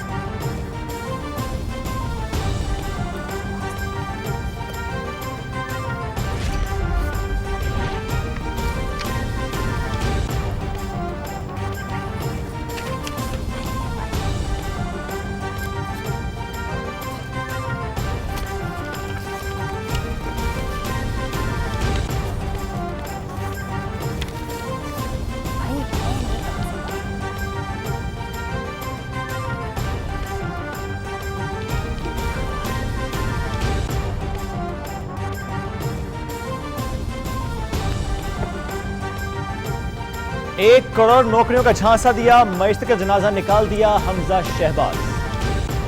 इमरान न्याजी ऐसा खिलाड़ी है जिसने अवाम के साथ खिलवाड़ किया। नौमुंतखब वज़ीर आला पंजाब की हल्फ बर्दारी का मामला। लाहौर हाई कोर्ट फैसला महफूज फैसला आज सुनाया जाएगा।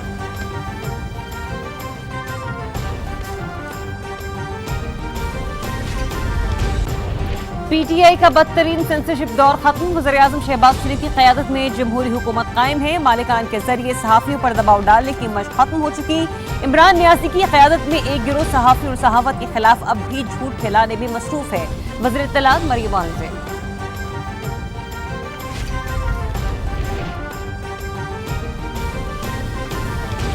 सियासत में अब कोई हंगामा नहीं होगा, इंतखाबात मुकर्ररा वक्त पर होंगे। लूटमार और करप्शन पर इमरान न्याजी को एनआरओ नहीं दिया जाएगा। तहरीक अदम एतमाद को नाकाम कहने वालों ने इसकी कामयाबी के बाद नया चूरन बेचना शुरू कर दिया। वजीर दाखिला राना सनाउल्लाह।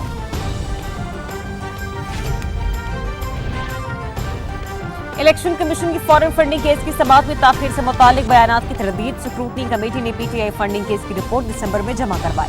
पीटीआई के वकील 28, 27 और 29 अप्रैल को हतमी दलाइल देंगे। इदारा मुल्क के बेहतरीन मफाद में बगैर किसी दबाव के आईनी जिम्मेदारियां पूरी करता रहेगा। तर्जुमान इलेक्शन कमीशन।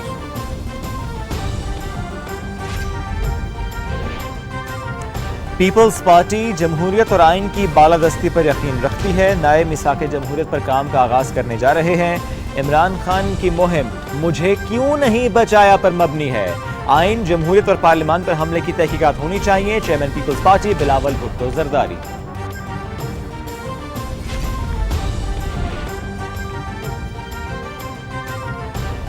कराची यूनिवर्सिटी के अहाते में धमाका। 3 चीनी बाशिंदों समेत 4 अफराद लुक़मा अजल बन गए। वज़ीर-ए-आज़म शहबाज शरीफ की वाक़े की शदीद मज़म्मत। वज़ीर आला सिंध से राबता। वफाकी वज़ीर दाखिला को कराची पहुंचने का हुक्म। जिम्मेदार जल्द इंसाफ के कचहरे में होंगे। वज़ीर-ए-आज़म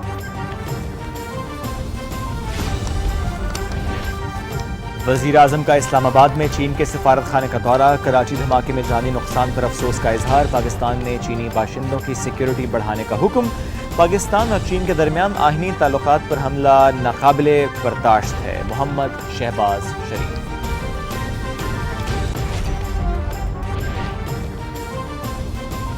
पाक फौज दहशतगर्दी की लानत के खात्मे के लिए पुरअज़्म। जनूबी वज़ीरिस्तान के इलाके सरारोगा में हमला नाकाम। फायरिंग के तबादले में 2 जवान शहीद।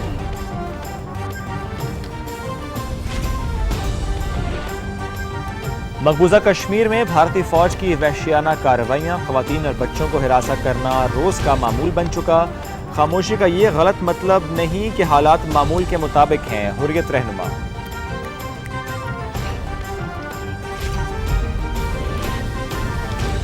ईद उल फितर की आमद कोरोना वबा के बायस 2 साल तक पाबंदियों के बाद रौनकें लौट आई। बाजारों और शॉपिंग सेंटर में खरीदारों का गैर मामूली रश। बड़े शहरों के बड़े बाजारों में सहरी तक आवाम का हुजूम।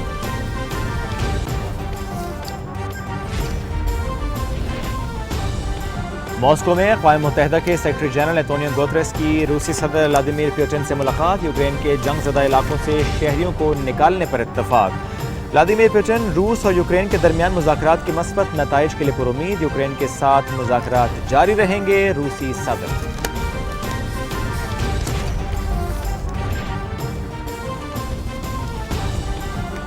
रूस के खिलाफ जंग में यूक्रेन को हथियारों की फराहमी। अमेरिका की मेज़बानी में जर्मनी में दिफाई मुज़ाकरात। 20 से ज़ायद मुल्कों के हुकाम की शिरकत।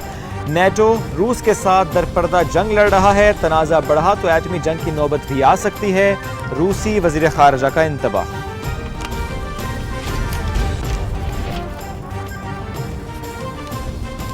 दौरे यूरोप में पाकिस्तानी हॉकी टीम का फातिहाना आगाज। नीदरलैंड को पहले मैच में 3 के मुकाबले में 5 गोल से हरा दिया। रिजवान की हैट्रिक। दूसरा मैच आज खेला जाएगा।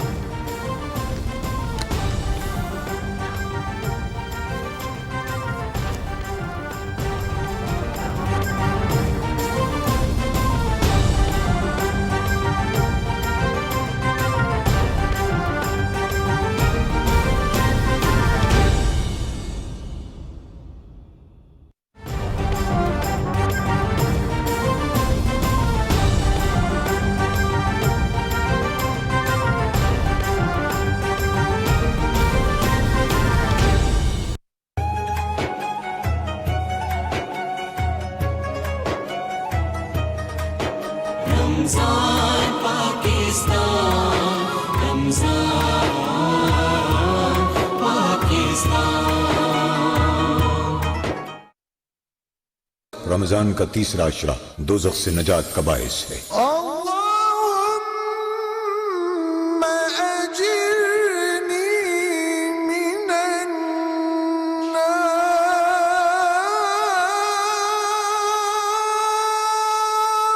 ऐ अल्लाह मुझे आग से पनाह में रखना। मकाम होगा।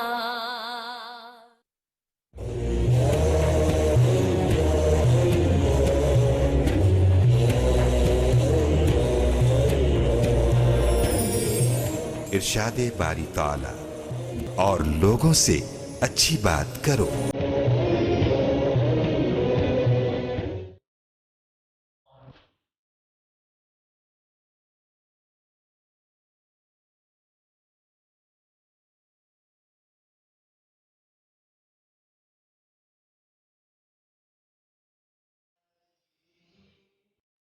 रसूलुल्लाह सल्लल्लाहु अलैहि वसल्लम ने फरमाया, एक नमाज दूसरी नमाज तक, जुमा जुमा तक और रमजान दूसरे रमजान तक अहले ईमान के लिए कफ़ारा है, बशर्ते कि वो कबीर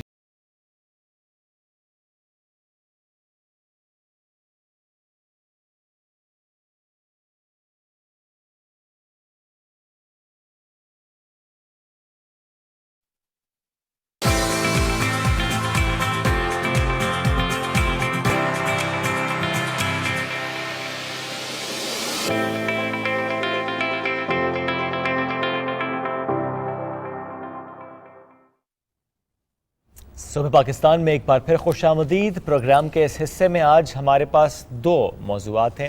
پہلا ہمارا موضوع نکاح کے حوالے سے ہے، لیکن اس میں ایک ہم نے پہلو ڈسکس کر رہے ہیں آج، والدین کی رضامندی کتنی اہم ہے. وہ والدین جنہوں نے پال پوس کر بچوں کو بڑا کیا ان کی مرضی کی کوئی اہمیت نہیں ہے؟ دین اسلام اس حوالے سے ہماری کیا رہنمائی کرتا ہے؟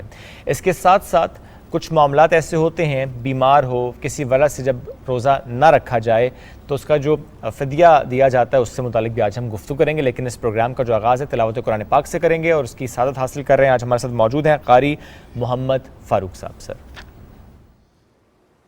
اعوذ باللہ من الشیطان الرجیم، بسم اللہ الرحمن الرحیم. ومن الليل فتهجد به نافلة لك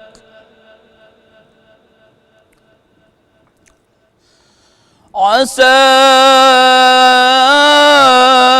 أن يبعثك ربك مقاما محمودا.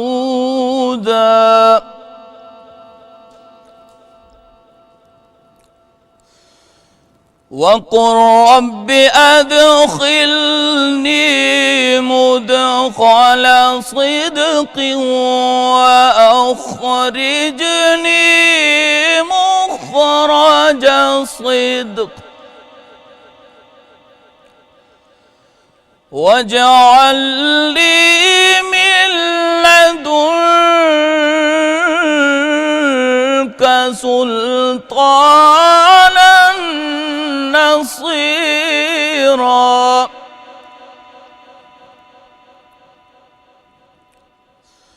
وقل جاء الحق وزهق الباطل إن الباطل كان زهوقا.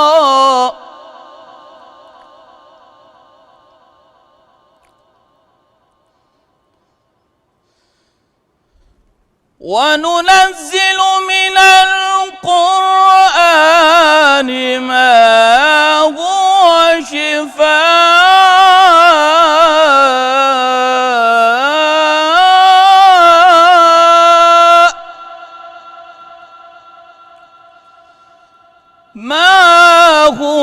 شفاء ورحمة للمؤمنين ولا يزيد الظالمين إلا خسارا. صدق اللہ العظیم. جزاک اللہ قاری محمد فاروق صاحب آپ ساتھ موجود تھے. جس طرح پروگرام کے اس حصے میں نے شروع میں ڈسکس کیا آپ سے کہ آج ہمارا موضوع ہے والدین کی مرضی شامل کرنا زندگی کے اس بڑے فیصلے کے وقت کتنا اہم ہوتا ہے. اور ایسے میں جو بچے والدین کی نافرمانی کرتے ہیں، ان سے پوچھے بغیر، ان کی رضامندی کے بغیر، ان کی منشا کے بغیر، ان کو ناراض کر خود اس رشتہ ازدواج میں منسلک ہوتے ہیں، اور ان کے حوالے سے جب ہم دیکھتے ہیں کہ والدین پھر یوں تو بد دعا نہیں دیتے، والدین کبھی بچوں کو بد دعا نہیں دیتے، لیکن جو ان کا دل دکھتا ہے تو پھر اللہ تعالیٰ کیسے راضی ہوگا، اللہ تعالیٰ کیسے خوش اس اولاد سے ہوگا جس کے والدین، جس کے ماں باپ اس سے نہ خوش ہوں. اس موضوع پر ڈسکشن کرنے کے لیے آج ہمارے ساتھ پروگرام میں موجود ہیں ڈاکٹر اکرام الحق صاحب، مذہبی اسکالر. سر ویلکم کریں گے آپ کو. ان کے ساتھ تشریف فرما ہے حافظ ڈاکٹر حبیب الرحمان صاحب. سر آپ کو ویلکم کریں گے. اور ڈسکشن کنٹینیو کرنے سے پہلے بلال زاہد قادری صاحب آج ساتھ موجود ہیں نعت رسول مقبول کے لیے، تو آپ پہلے ہم ان کی طرف چلتے ہیں.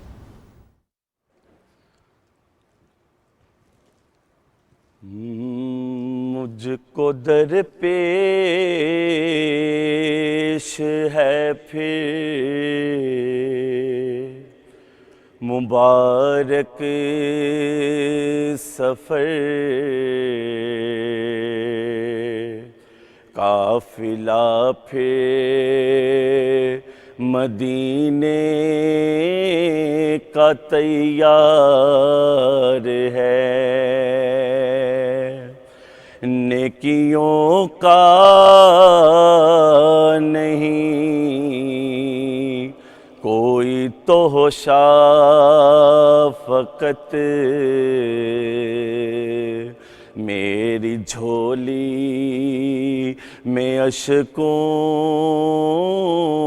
کا ایک ہار ہے، کوئی سجدوں کی سوغات ہے نہ کوئی، زہود و تقویٰ میرے پاس سرکار ہے، چل پڑا ہوں مدینے کی جانب مگر ہائے سر پر گناہوں کا انبار ہے، چل پڑا ہوں مدینے کی جانب مگر ہائے سر پر گناہوں کا انبار ہے، جرم عصیاں پہ اپنے لجاتا ہوا اور اشک ندامت بہاتا ہوا، تیری رحمت پہ نظریں جماتا ہوا، در پہ حاضر یہ تیرا گنہگار ہے، تیری رحمت پہ نظریں جماتا ہوا، در پہ حاضر یہ تیرا گنہگار ہے،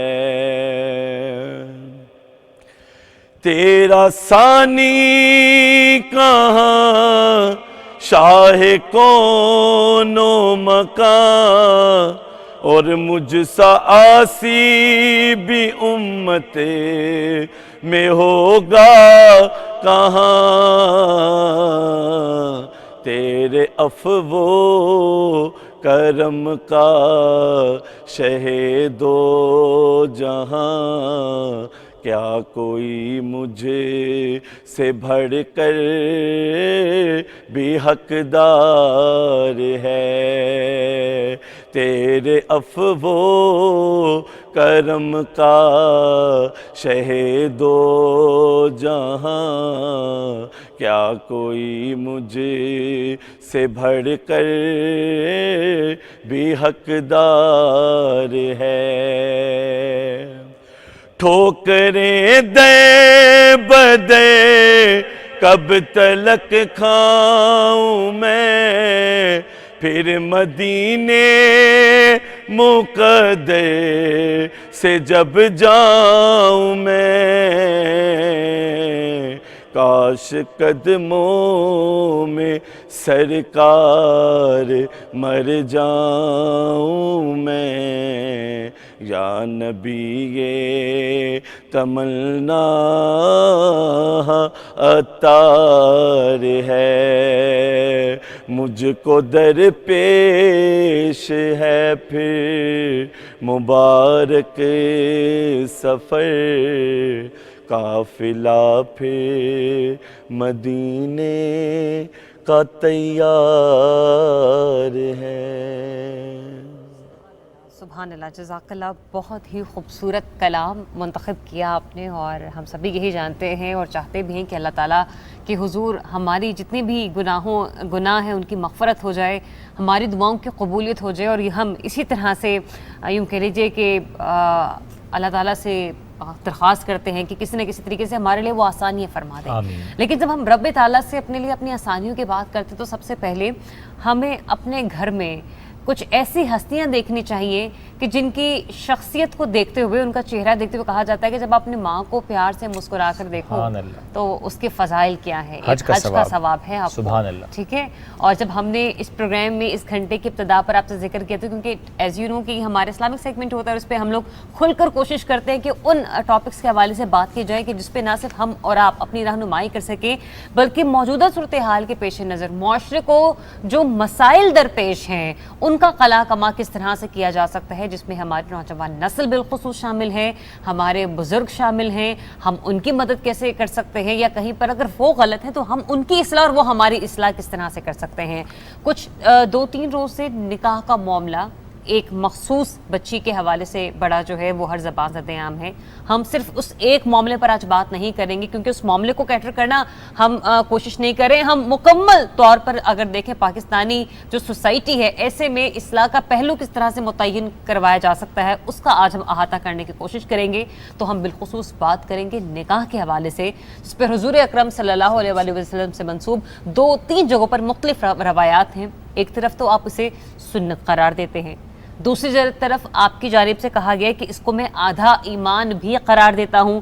تو جو کوئی نکاح کرتا ہے تو وہ آدھا ایمان مکمل کر لیتا ہے اور باقی آدھے دین میں اللہ سے ڈرتا رہے۔ نکاح پر انبیاء کرام کی بھی سنت جو ہے وہ اس طرح سے بیان کی گئی کہ ارشاد باری تعالیٰ ہے، ہم نے آپ سے پہلے یقیناً رسول بھیجے اور انہیں بیویوں اور اولاد سے بھی نوازا ہے، اور اس ارشاد ربانی سے صاف معلوم ہوتا ہے کہ انبیاء کرام بھی صاحب اہل و عیال رہے ہیں۔ چلیں ذرا اب اس پر ڈسکشن کرنے سے پہلے ایک اہم خبر آ رہی ہے، ناظرین سے شیئر کر لیتے ہیں۔ لاہور ہائی کورٹ سے اہم خبر ہے، حمزہ شہباز کے حلف برداری کا یہ اہم معاملہ، اس پر محفوظ فیصلہ جو ہے اس کے حوالے سے اپڈیٹس آ رہی ہیں۔ ہمارے نمائندے شاہد ہمارے ساتھ موجود ہیں، ان سے ہم اپڈیٹ لیں گے۔ جی شاہد، آگاہ کیجیے گا۔ جی، اس حوالے سے لاہور ہائی کورٹ کے چیف جسٹس نے مختصر فیصلہ سنایا ہے۔ یہ فیصلہ انہوں نے گزشتہ روز محفوظ کیا تھا، اور اب سے کچھ ہی دیر قبل انہوں نے فیصلہ سناتے ہوئے یہ کہا ہے، گورنر پنجاب کو تجویز دی ہے کہ وہ کل تک یعنی کہ 28 اپریل کے اختتام تک وہ نو منتخب وزیر اعلیٰ پنجاب حمزہ شہباز سے خود یا اپنے کسی نمائندے کے ذریعے حلف برداری کو یقینی بنائیں۔ میں اس کو دوبارہ سے ریپیٹ کرتا ہوں کہ لاہور ہائی کورٹ نے گورنر پنجاب سے یہ کہا ہے کہ وہ کل تک خود یا اپنے کسی نمائندے کے ذریعے نو منتخب وزیر اعلیٰ پنجاب سے حلف لیں۔ اس حوالے سے جو مختصر فیصلہ سناتے ہوئے chief justice Lahore high court کا یہ کہنا تھا کہ گزشتہ 25 روز سے ملک کا سب سے بڑا صوبہ بغیر کسی آئینی سربراہ کے چل رہا ہے، اور یہ چیز جو ہے اس سے گورننس متاثر ہو رہی ہے اور انتظامی معاملات بھی پوری طرح سے متاثر ہو رہے ہیں۔ ان کا یہ کہنا تھا کہ حلف برداری کی تقریب میں بلا جواز تاخیر کی گئی اور کبھی کسی بہانے سے اور کبھی کسی بہانے سے اس تقریب کو مؤخر کیا جاتا رہا۔ تاہم اب انہوں نے اب یہ مختصر فیصلہ سناتے ہوئے اس بات کو یقینی بنانے کا کہا ہے کہ گورنر پنجاب کل تک خود یا اپنے کسی نمائندے کے ذریعے نو منتخب وزیر اعلیٰ پنجاب سے حلف لیں۔ جی، حلف برداری ہوگی، کل ہی ہوگی، حکم سامنے آ گیا ہے۔ بہت شکریہ، آپ نے اپڈیٹ کیا۔ وزیر اعلیٰ پنجاب کی حلف برداری میں تاخیر کا یہ معاملہ ہے۔ عدالتی حکم پر عمل درآمد کی درخواست پر محفوظ شدہ فیصلہ سنا دیا گیا ہے۔ ایک مختصر فیصلہ سنایا گیا اور کہا گیا کہ کل گورنر پنجاب خود یا اپنے کسی نمائندے کے ذریعے حمزہ شہباز سے حلف لیں۔ یہ آئینی بحران ہے، یہ نہیں ہونا چاہیے۔ اور اس سے پہلے جب فیصلہ محفوظ کیا گیا تھا تو چیف جسٹس امیر بھٹی نے ریمارکس دیے تھے کہ نو منتخب وزیر اعلیٰ کے حلف لینے میں تاخیر افسوسناک ہے، اور اب سے کچھ دیر پہلے یہ محفوظ شدہ فیصلہ سنا دیا گیا ہے۔ Now back to discussion again، اور اپنے مہمانوں کا تعارف تو ہم آپ سے پہلے ہی کروا چکے ہیں، لہٰذا گفتگو کی طرف بڑھتے ہیں۔ ڈاکٹر کرام الحق صاحب، آپ سے پہلے میں گفتگو کا آغاز کرنا چاہوں گی۔ جیسے کہ نکاح سے متعلق ابھی ہم گفتگو کر رہے تھے اور ہم نے اس معاملے پر بھی روشنی ڈالنے کی کوشش کی کہ جو موجودہ صورتحال میں 1 سے 2 کیسز رپورٹ ہوئے ہیں، معاشرے میں خاصی ایک انتشار کی کیفیت ہے۔ ہر کوئی اپنے طریقے سے اس معاملے پر روشنی ڈالنے کی کوشش کر رہا ہے، لیکن بالخصوص چونکہ ہم اسلامی جمہوریہ پاکستان کا جب نام لیتے ہیں تو اسلامی نظریات کی عکاسی کرنے پر یہ جو اس کا وجود ہے وہ تخلیق میں آیا۔ دین اسلام میں ایسے نکاح کی کیا اہمیت ہے، اس کا کیا وجود ہے جس میں آپ کے پیرنٹس یا پھر ان کی رضامندی شامل نہ ہو؟ میں آپ کا شکریہ ادا کرتا ہوں، اللہ آپ کو جزائے خیر دے کہ اس ادارے نے مجھے اس موضوع پر لب کشائی کا یہاں پر موقع دیا۔ اللہ تعالیٰ مجھے صحیح بیان کرنے کی سنت اور قرآن کی روشنی میں توفیق دے دے، اور پھر اس کے بعد ہمارے پورے معاشرے کو اور پوری انسانیت کو اور پورے مسلمان معاشرے کو اس پر عمل کرنے کی بھی توفیق نصیب فرما دیں۔ جہاں تک نکاح کا مسئلہ ہے تو بہرحال نکاح عمومی طور پر یہ اصطلاح یہ انسان کی آپس میں ضرورت ہے۔ آدم علیہ السلام کے لیے حوا علیہ السلام کو اسی بنیاد کے اوپر پیدا فرما دیا گیا تھا، ورنہ حضرت آدم علیہ السلام تو جنت میں سارے نعمتوں کے اندر وہ اس طریقے سے موجود تھے۔ بے شک جب دنیا میں تشریف لے آئے تو اللہ تبارک و تعالیٰ نے مختلف امتوں کے لیے ان کے زمانے کے ضروریات اور حالات کے تقاضے کے مطابق قواعد اور ضوابط اسی طریقے سے وہ وضع فرما دیے۔ نکاح یہ قرآن کریم میں سورہ بقرہ کے اندر، سورہ نساء کے اندر اس کے تفصیل سے ذکر ہے، اور جہاں تک احادیث طیبہ کا معاملہ ہے تو کتب حدیث کے اندر رسول اللہ صلی اللہ علیہ وسلم سے نکاح کے بارے میں اس کے فضائل، اس کی ضرورت، اس کی اہمیت، اس کا مقام معاشرے میں جو افراد ہیں ان کا اس کے اندر ذمہ داری کے ساتھ اس کو انجام دینا، یہ بھی ایک اہم ضرورت ہے۔ والدین اور اولاد کا جو آپس میں گہرا تعلق ہے وہ نسل، نسب، خون کا اور اسی طریقے سے پیار اور محبت کا ہے۔ انبیاء علیہ السلام میں سے حضرت ابراہیم علیہ السلام اور حضرت زکریا علیہ السلام نے اسی لیے وہ دعائیں کی تھی کہ ہمارے اولاد نہیں ہے تو ہمیں نیک اور صالح اولاد وہ نصیب فرما دیں، تو وہ اس کے بعد پھر یہ ایک گہرا رابطہ اور تعلق ہوتا ہے۔ رسول اللہ صلی اللہ علیہ وسلم نے فرمایا کہ والدین کے اوپر بچوں کے عمومی طور پر 3 حقوق ہیں۔ ایک حق یہ ہے کہ جب وہ پیدا ہو جائے تو ان کا ایک بہترین اور پیارا اچھا سا نام رکھے۔ اس کے بعد یہ ہے کہ ان کی تعلیم اور تربیت کا معاملہ شروع ہو جاتا ہے تو ان کا اچھے طریقے سے ان کی وہ تربیت، اور میں تربیت کا لفظ کہہ رہا ہوں، بالکل بڑا اچھا، تعلیم بھی اور تربیت بھی، ہم تعلیم پر زور دیتے ہیں لیکن تربیت ہمارے اداروں سے، اگر وہ دینی ہو اللہ نہ کرے اور یا دنیاوی ادارے ہیں، ان سب سے وہ عنقا اور ناپید وہ ساری چیزیں ہوتی جاتی ہیں، تو ان کی تربیت کریں۔ اور پھر تیسرا حق ان کا یہ ہے کہ جب وہ بلوغ تک پہنچیں تو پہلے اس سے کہ معاشرہ بے راہ روی کا کہیں شکار ہو جائے اور وہ طاقت رکھتے ہوں تو ان کا وہ نکاح کریں۔ اسی طور پر رسول اللہ صلی اللہ علیہ وسلم نے جوانوں کو خصوصی طور پر خطاب فرمایا، یا معشر الشباب من استطاع منکم الباءۃ فلیتزوج، اے جوانوں کی جماعت، جو بھی تم میں سے نکاح کے جو بھی معاملات ہیں وہ فزیکلی ہو، جسمانی طور پر ہو یا اقتصادی اور مالی طور پر ہو، اس کو افورڈ کر سکے تو فلیتزوج، اس کو نکاح کرنا چاہیے، اور اسی لیے اس کو نصف ایمان قرار دیا ہے، اس سے پورے وہ ایمان کا ایک حصہ روحانی طور پر وہ محفوظ ہو جاتا ہے، بالکل ایسی، اور باقی دین وہ اس کو نصف وہ قرار دیا ہے۔ اللہ تبارک و تعالیٰ نے انسانوں کو ان کی زندگیوں میں پیدائش سے پہلے جس کو ہم رحم مادر کہتے ہیں، وہاں سے لے کر اس کے وفات تک اس کے مختلف وہ مراحل ہیں، اور ان ہر مرحلے کے لیے ان کے مختلف وہ احکام ہیں۔ قرآن کریم میں ہم دیکھتے ہیں تو پردے کا ذکر آتا ہے، قرآن کریم میں ہم دیکھتے ہیں تو یتیموں کا ذکر آتا ہے۔ یتیموں کے لیے اللہ تبارک و تعالیٰ نے قرآن میں یہی فرمایا ہے کہ جب وہ یتیم چھوٹے ہو تو ان کے جو بھی ولی ہیں ان کے مال میں اسی طریقے سے وہ تصرف کرتے رہے۔ ٹھیک، قطع کلامی کی معذرت سر، اس وقت ہمیں براہ راست لے کر چلیں ناظرین کو لاہور، جہاں پر لاہور ہائی کورٹ کے باہر رہنما پاکستان مسلم لیگ نون عطا تارڑ صاحب اس وقت میڈیا سے گفتگو کر رہے ہیں۔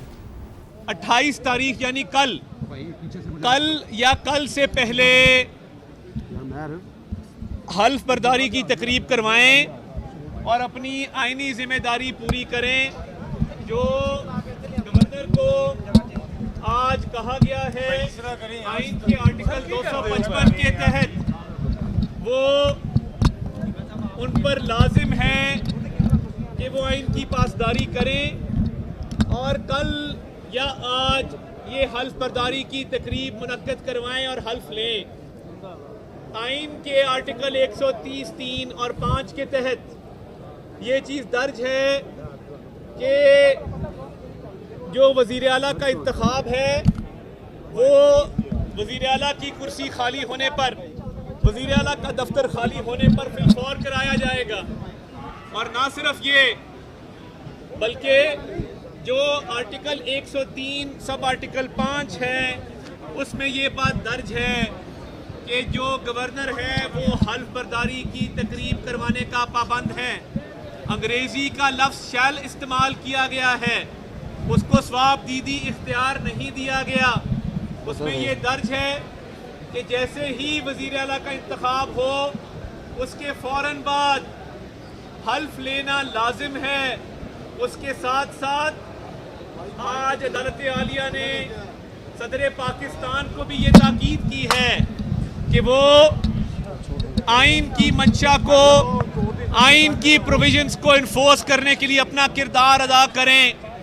اور میں یہ سمجھتا ہوں کہ جو گورنر صاحب آئین کی تشریح اپنے تائیں کر رہے تھے، عدالت نے آج اس کو غلط قرار دیا ہے. اور انشاءاللہ ہم امید رکھتے ہیں کہ آج یا کل تقریب حلف برداری منعقد ہوگی اور نو منتخب وزیر اعلیٰ پنجاب حمزہ شہباز شریف صاحب بطور وزیر اعلیٰ حلف انشاءاللہ لیں گے.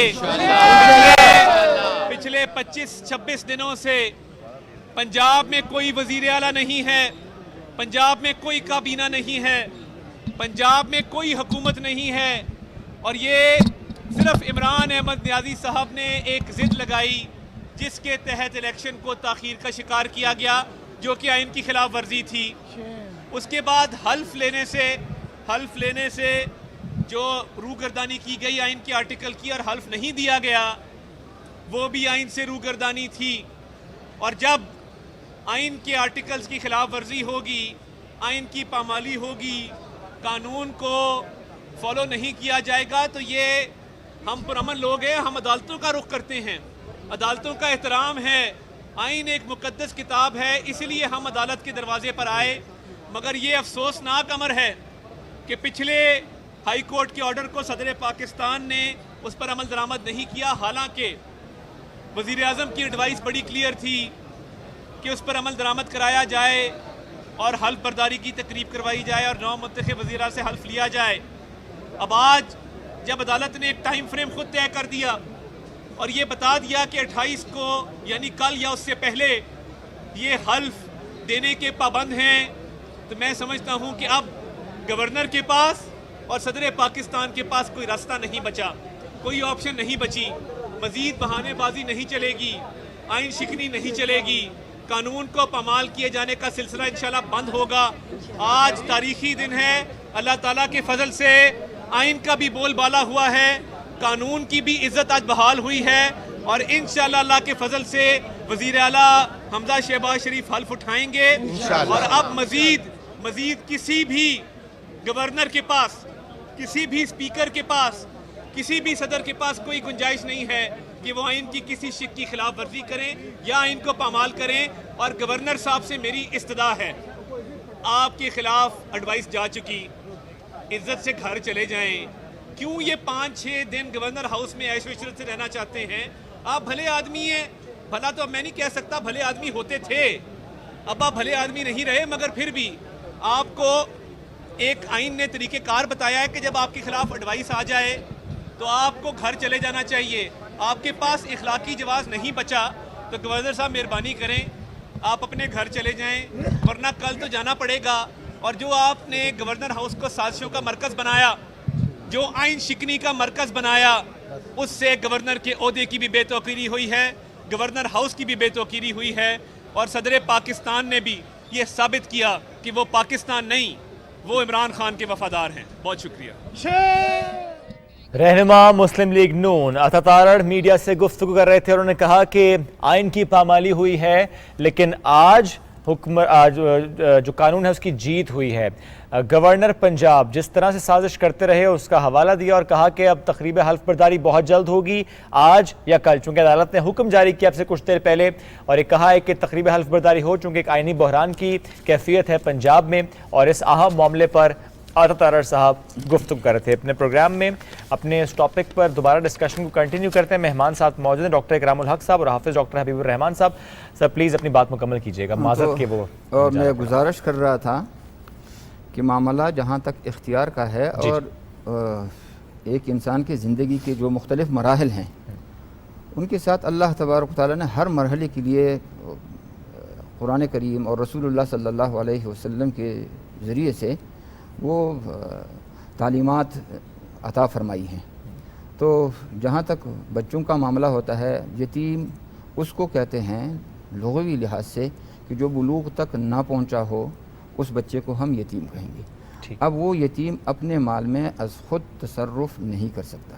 اس کا جو ولی ہوگا وہ اس کے اندر قرآن اور سنت کے مطابق وہ تصرف کرے گا.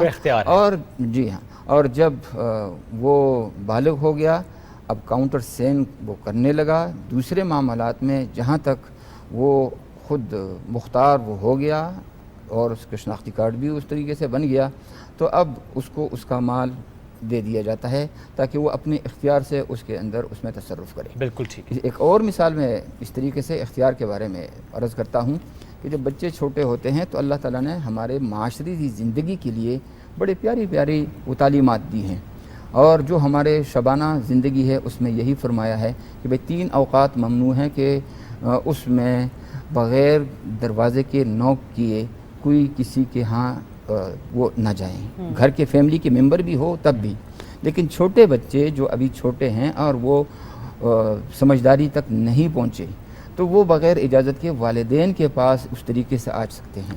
لیکن جب وہ سمجھدار ہو جائیں تو اس کے بعد حکم یہ ہے کہ اب وہ بغیر اجازت کے گھر کے اندر وہ نہ آئے. تو معاملہ اب اختیار کا ہے کہ قرآن کریم، دینی شریعت، رسول اللہ صلی اللہ علیہ وسلم کب اور کس وقت ایک بندے کو، ایک انسان کو، خواہ وہ مرد ہو یا عورت ہو، لڑکی ہو یا لڑکا ہو، بچہ ہو یا بچی ہو، وہ صاحب اختیار بناتے ہیں.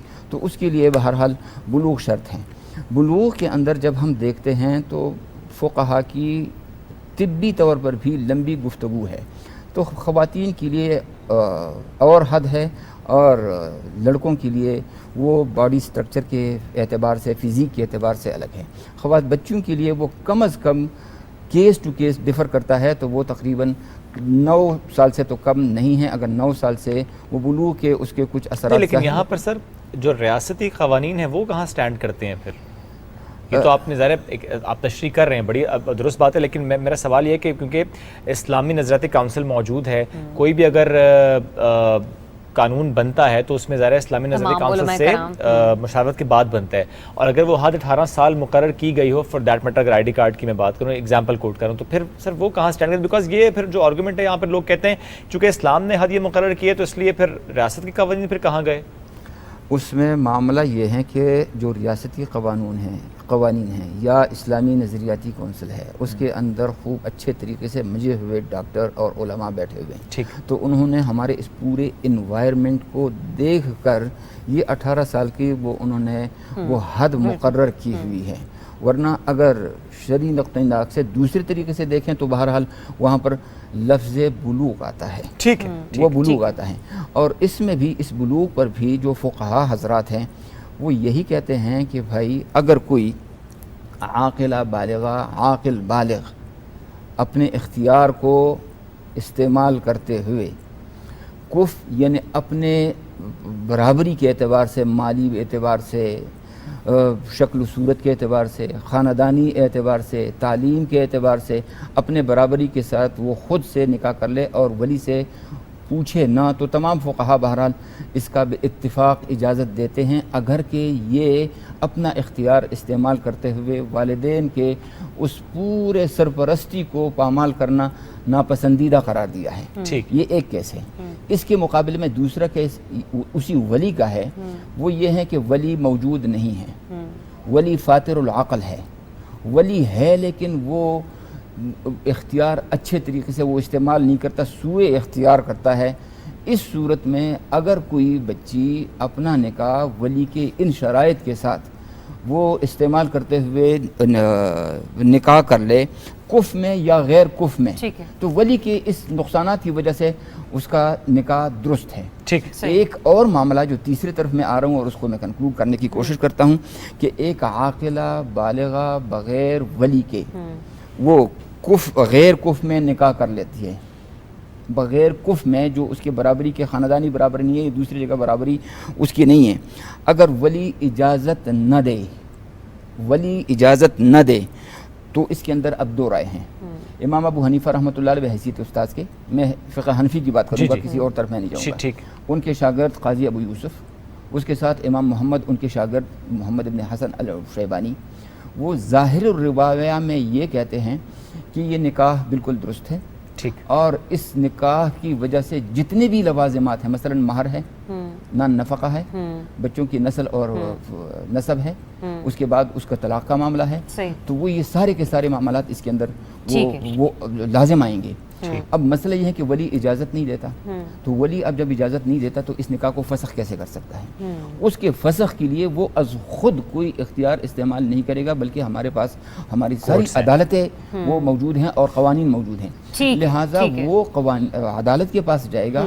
لیکن کب جا سکتا ہے؟ کہ جب ابھی تک اس نکاح کے نتیجے میں کوئی پریگننسی، کوئی بچہ اس طریقے سے ظاہر ابھی نہیں ہوا، تو اس نکاح کو فسخ کرنے کے لیے وہ عدالت کو رجوع کر سکتا ہے، ورنہ نہیں کر سکتا. دوسری صورت جو ہے نا وہ نادر الروایہ ہے امام ابو حنیفہ سے، وہ فرماتے ہیں کہ بالکل نہیں ہوتا. یہ جو نہ ہونے کا ہے کہ بھائی وہ غیر کف میں نکاح ہے، اس نے ولی کو بائی پاس کیا، جیسے کہ احادیث میں آتا ہے کہ ایو ممرأۃ نکحت بغیر اذن ولیھا فنکاحها فاسد او باطل. تو اس صورت میں ہے کہ وہ حالات کے جو تقاضے ہیں ان کے چلیں گے. تو اپنے فقہ حنفی کی بات کریں، لیکن اس کے علاوہ بھی ذرا ڈاکٹر صاحب ہم لوگ اگر اوور آل معاملات کو دیکھیں تو اس پہ ذرا ہماری بغور رہنمائی فرمائیے گا. یہ کہا جا رہا ہے کہ شریعت نے بلوغت کے بعد آپ کو یہ اختیار دے دیا ہے کہ آپ نکاح کر سکتے ہیں. معاملہ پھر ریاستی قوانین کا بھی ہوتا ہے جو کہ ڈیفینیٹلی تمام فقہا کو آن بورڈ لے کر متعین کیے جاتے ہیں. دوسرے اس میں یہ بھی معاملہ آتا ہے، ہم نے جس طرح سے بلوغت میں، بے شک اب 13-14 سال کی عمر میں بھی اگر آپ بلوغت اختیار کر جاتے ہیں، یا اس سے پہلے بھی 12 سال، کیونکہ سائنٹیفک معاملات ہیں، آپ میڈیکل بڑا آپ کچھ بھی ریسرچ جو جس طریقے سے سامنے آ رہی ہے، بڑی جلدی جدت آ رہی ہے، اس میں وہ جو آپ جسم سے تو بالغ ہو گئے لیکن آپ ذہن سے بالغ نہیں ہیں. جس نان نفقے کی ہم بات کر رہے ہیں، ہمارے بچوں کو اس چیز کا شعور سرے سے ہے ہی نہیں. ہمارے بزرگ، ہمارے بڑے ابھی ان چیزوں سے بہت معاملات میں پیچھے ہیں. بعض اوقات ہم نے دیکھا ہے کہ نکاح کے بعد بھی جو آپ کا حق مہر ہے وہ فوری طور پر ادا نہیں کیا جاتا. تو ان بچوں سے ہم کیا ایکسپیکٹ کریں؟ پھر وہیں پر والدین کا کردار اور معاشرے کی تربیت کے مسائل آ جاتے ہیں. بسم اللہ الرحمن الرحیم.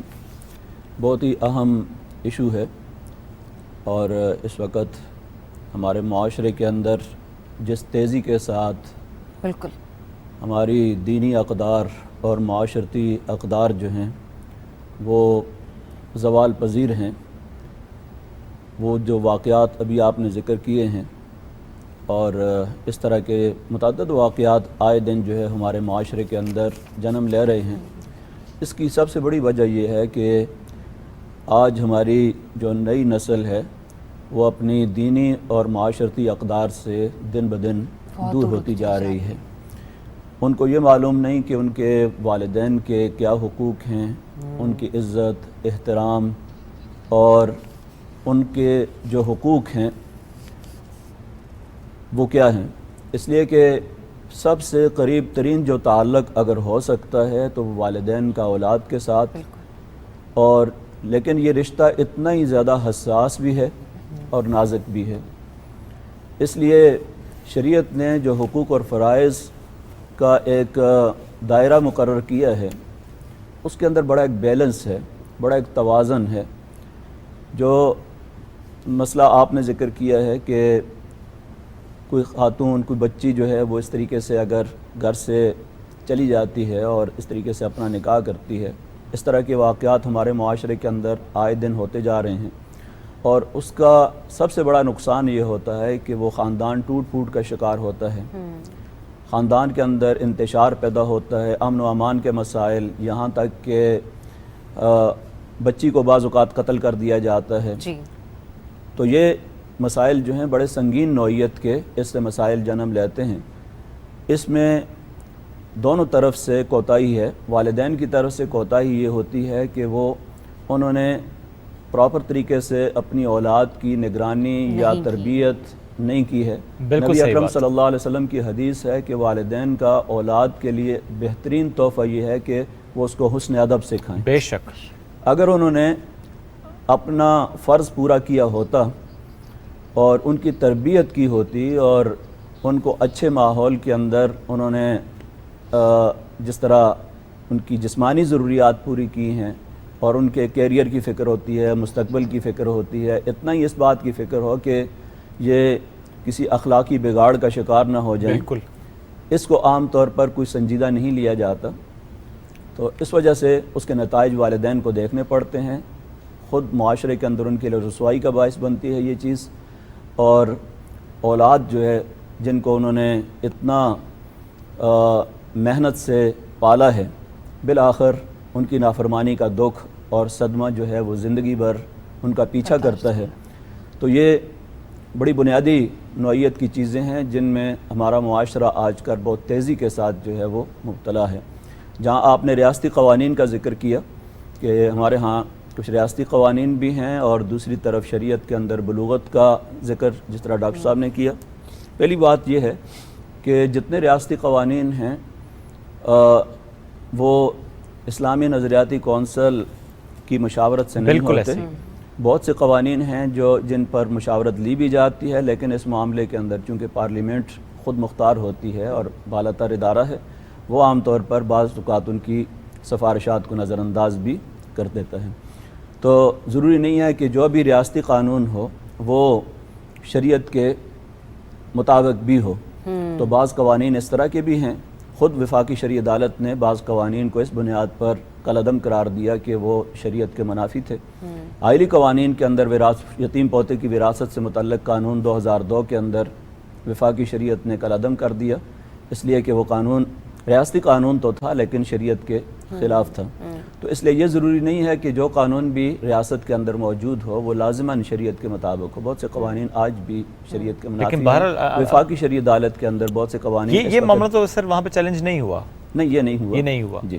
تو جہاں تک بالغ ہونے کا تعلق ہے تو شریعت نے بھی یہاں پر بھی بڑا بنیادی طور پر بچے کی ویلفیئر کو اور اس کی مصلحت کو پیش نظر رکھتے ہوئے کہ جب تک وہ اپنے نفع نقصان کو نہیں جانتا اور اس کو پہچان نہیں ہے اچھے برے کی، جبکہ والدین ایک وسیع تجربہ رکھتے ہیں، تو اس معاملے میں اگر نابالغ ہے تو اس کے پورے مفادات کا تحفظ کرنا یہ والدین کی ذمہ داری ہوتی ہے۔ جب بالغ ہو جاتے ہیں تو پھر اس کے بعد شریعت نے یہاں بھی بیلنس قائم کیا ڈاکٹر صاحب کہ ان کی یہیں پہ رضامندی۔ مزید تھوڑی روشنی ڈالیے گا۔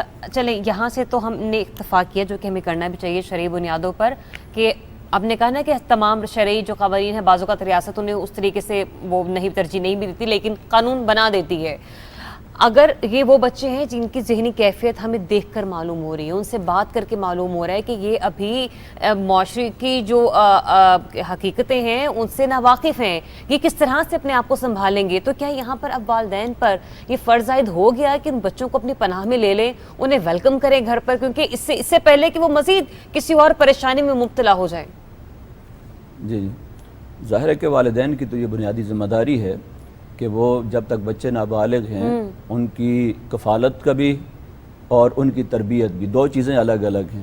ان کی معاشی جتنی ضروریات ہیں ان کو پورا کرنا یہ بھی والدین کی ذمہ داری ہے، شرعی ذمہ داری بھی ہے اور قانونی ذمہ داری بھی ہے، اور اسی طریقے سے ان کی روحانی اور دینی ضرورت جو ہے اس کو پورا کرنا، اخلاقی تربیت کرنا، ان کو ادب سکھانا، ان کو اپنے اسلام کی جو اقدار ہیں اور ویلیوز ہیں ان سے روشناس کرنا اور ان کی اہمیت ان کے دلوں کے اندر جاگزین کرنا، یہ بنیادی ذمہ داری ہے والدین کی، کہ اگر والدین یہ کام کریں اور اس کے باوجود اگر اولاد نافرمان ہو جاتی ہے تو ظاہر انہوں نے اپنی ذمہ داری پوری کر دی ہے، اللہ تعالیٰ کے سامنے وہ جواب دہ اب نہیں ہیں۔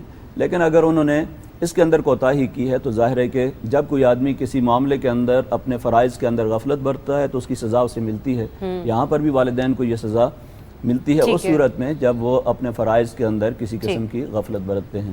مجھے نا اسی پر سر آپ سے ایک اور، آپ اس پہ بعد مکمل کیجیے گا جو آپ اپنا پوائنٹ دینا چاہ رہے ہیں، ایک سوال ایڈ کر لیجیے اس میں۔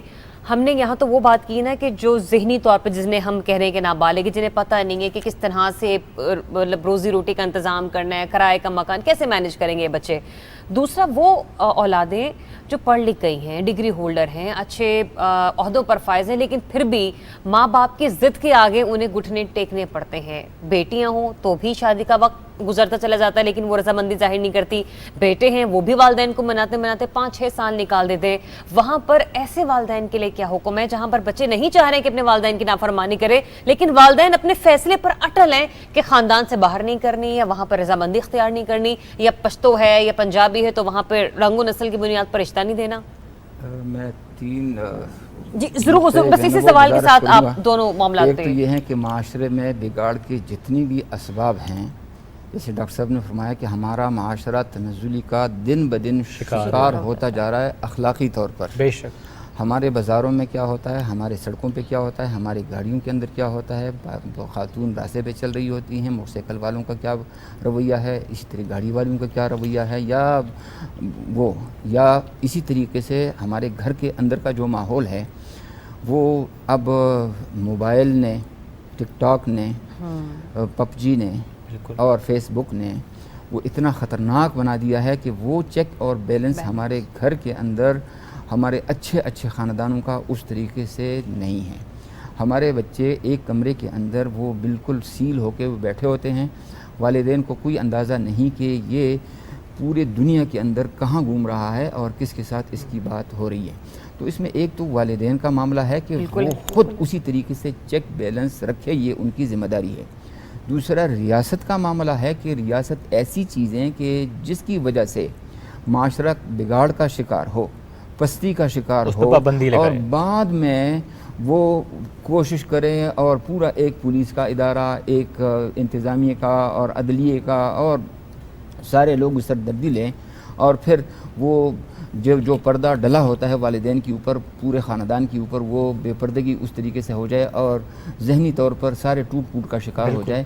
تو ریاست کو بھی چاہیے کہ ایسی چیزوں کے اوپر وہ چیک اور بیلنس رکھے تاکہ اس سے معاشرہ بیراہ روی کا شکار نہیں. سر ہیڈز کی ذمہ داری ہو گئی، یعنی چاہے خاندان کا ہیڈ ہے چاہے ریاست کا ہیڈ ہے، وہ تو کلکم راعٍ وکلکم مسئول عن رعیتہ، وہ ہر ایک ذمہ دار ہے اور ہر ایک سے اس کی ذمہ داری کے بارے میں اللہ تعالیٰ وہ سوال کریں گے. تو وہ فرد سے لے کر وہ جتنی بھی انسان کی کیپیسٹی ہے اور آتا ہے اس میں. دوسرا مسئلہ جیسے کہ میں نے ذکر کیا کہ نکاح کو فسخ کیا جا سکتا ہے، اس میں 2 باتیں ہیں. میں نے آخری نقطہ یہ گزارش کی تھی کہ اگر وہ بچے اتنے دور چلے گئے ہیں اور اب اگلے نئی نسل جو ہے وہ رونما ہو رہی ہے، تو اس معاملے میں اب وہ کمپرومائز کی ایک کوشش کی جائے، اس لیے کہ اب اس صورت میں اگر وہ فسخ کرے گا، والد صاحب جو اپنے اختیار کو وہ استعمال کرتے ہوئے عدالت سے، تو اگلے بچے کو ہم منسوب کس کی طرف کریں گے؟ بالکل درست بات.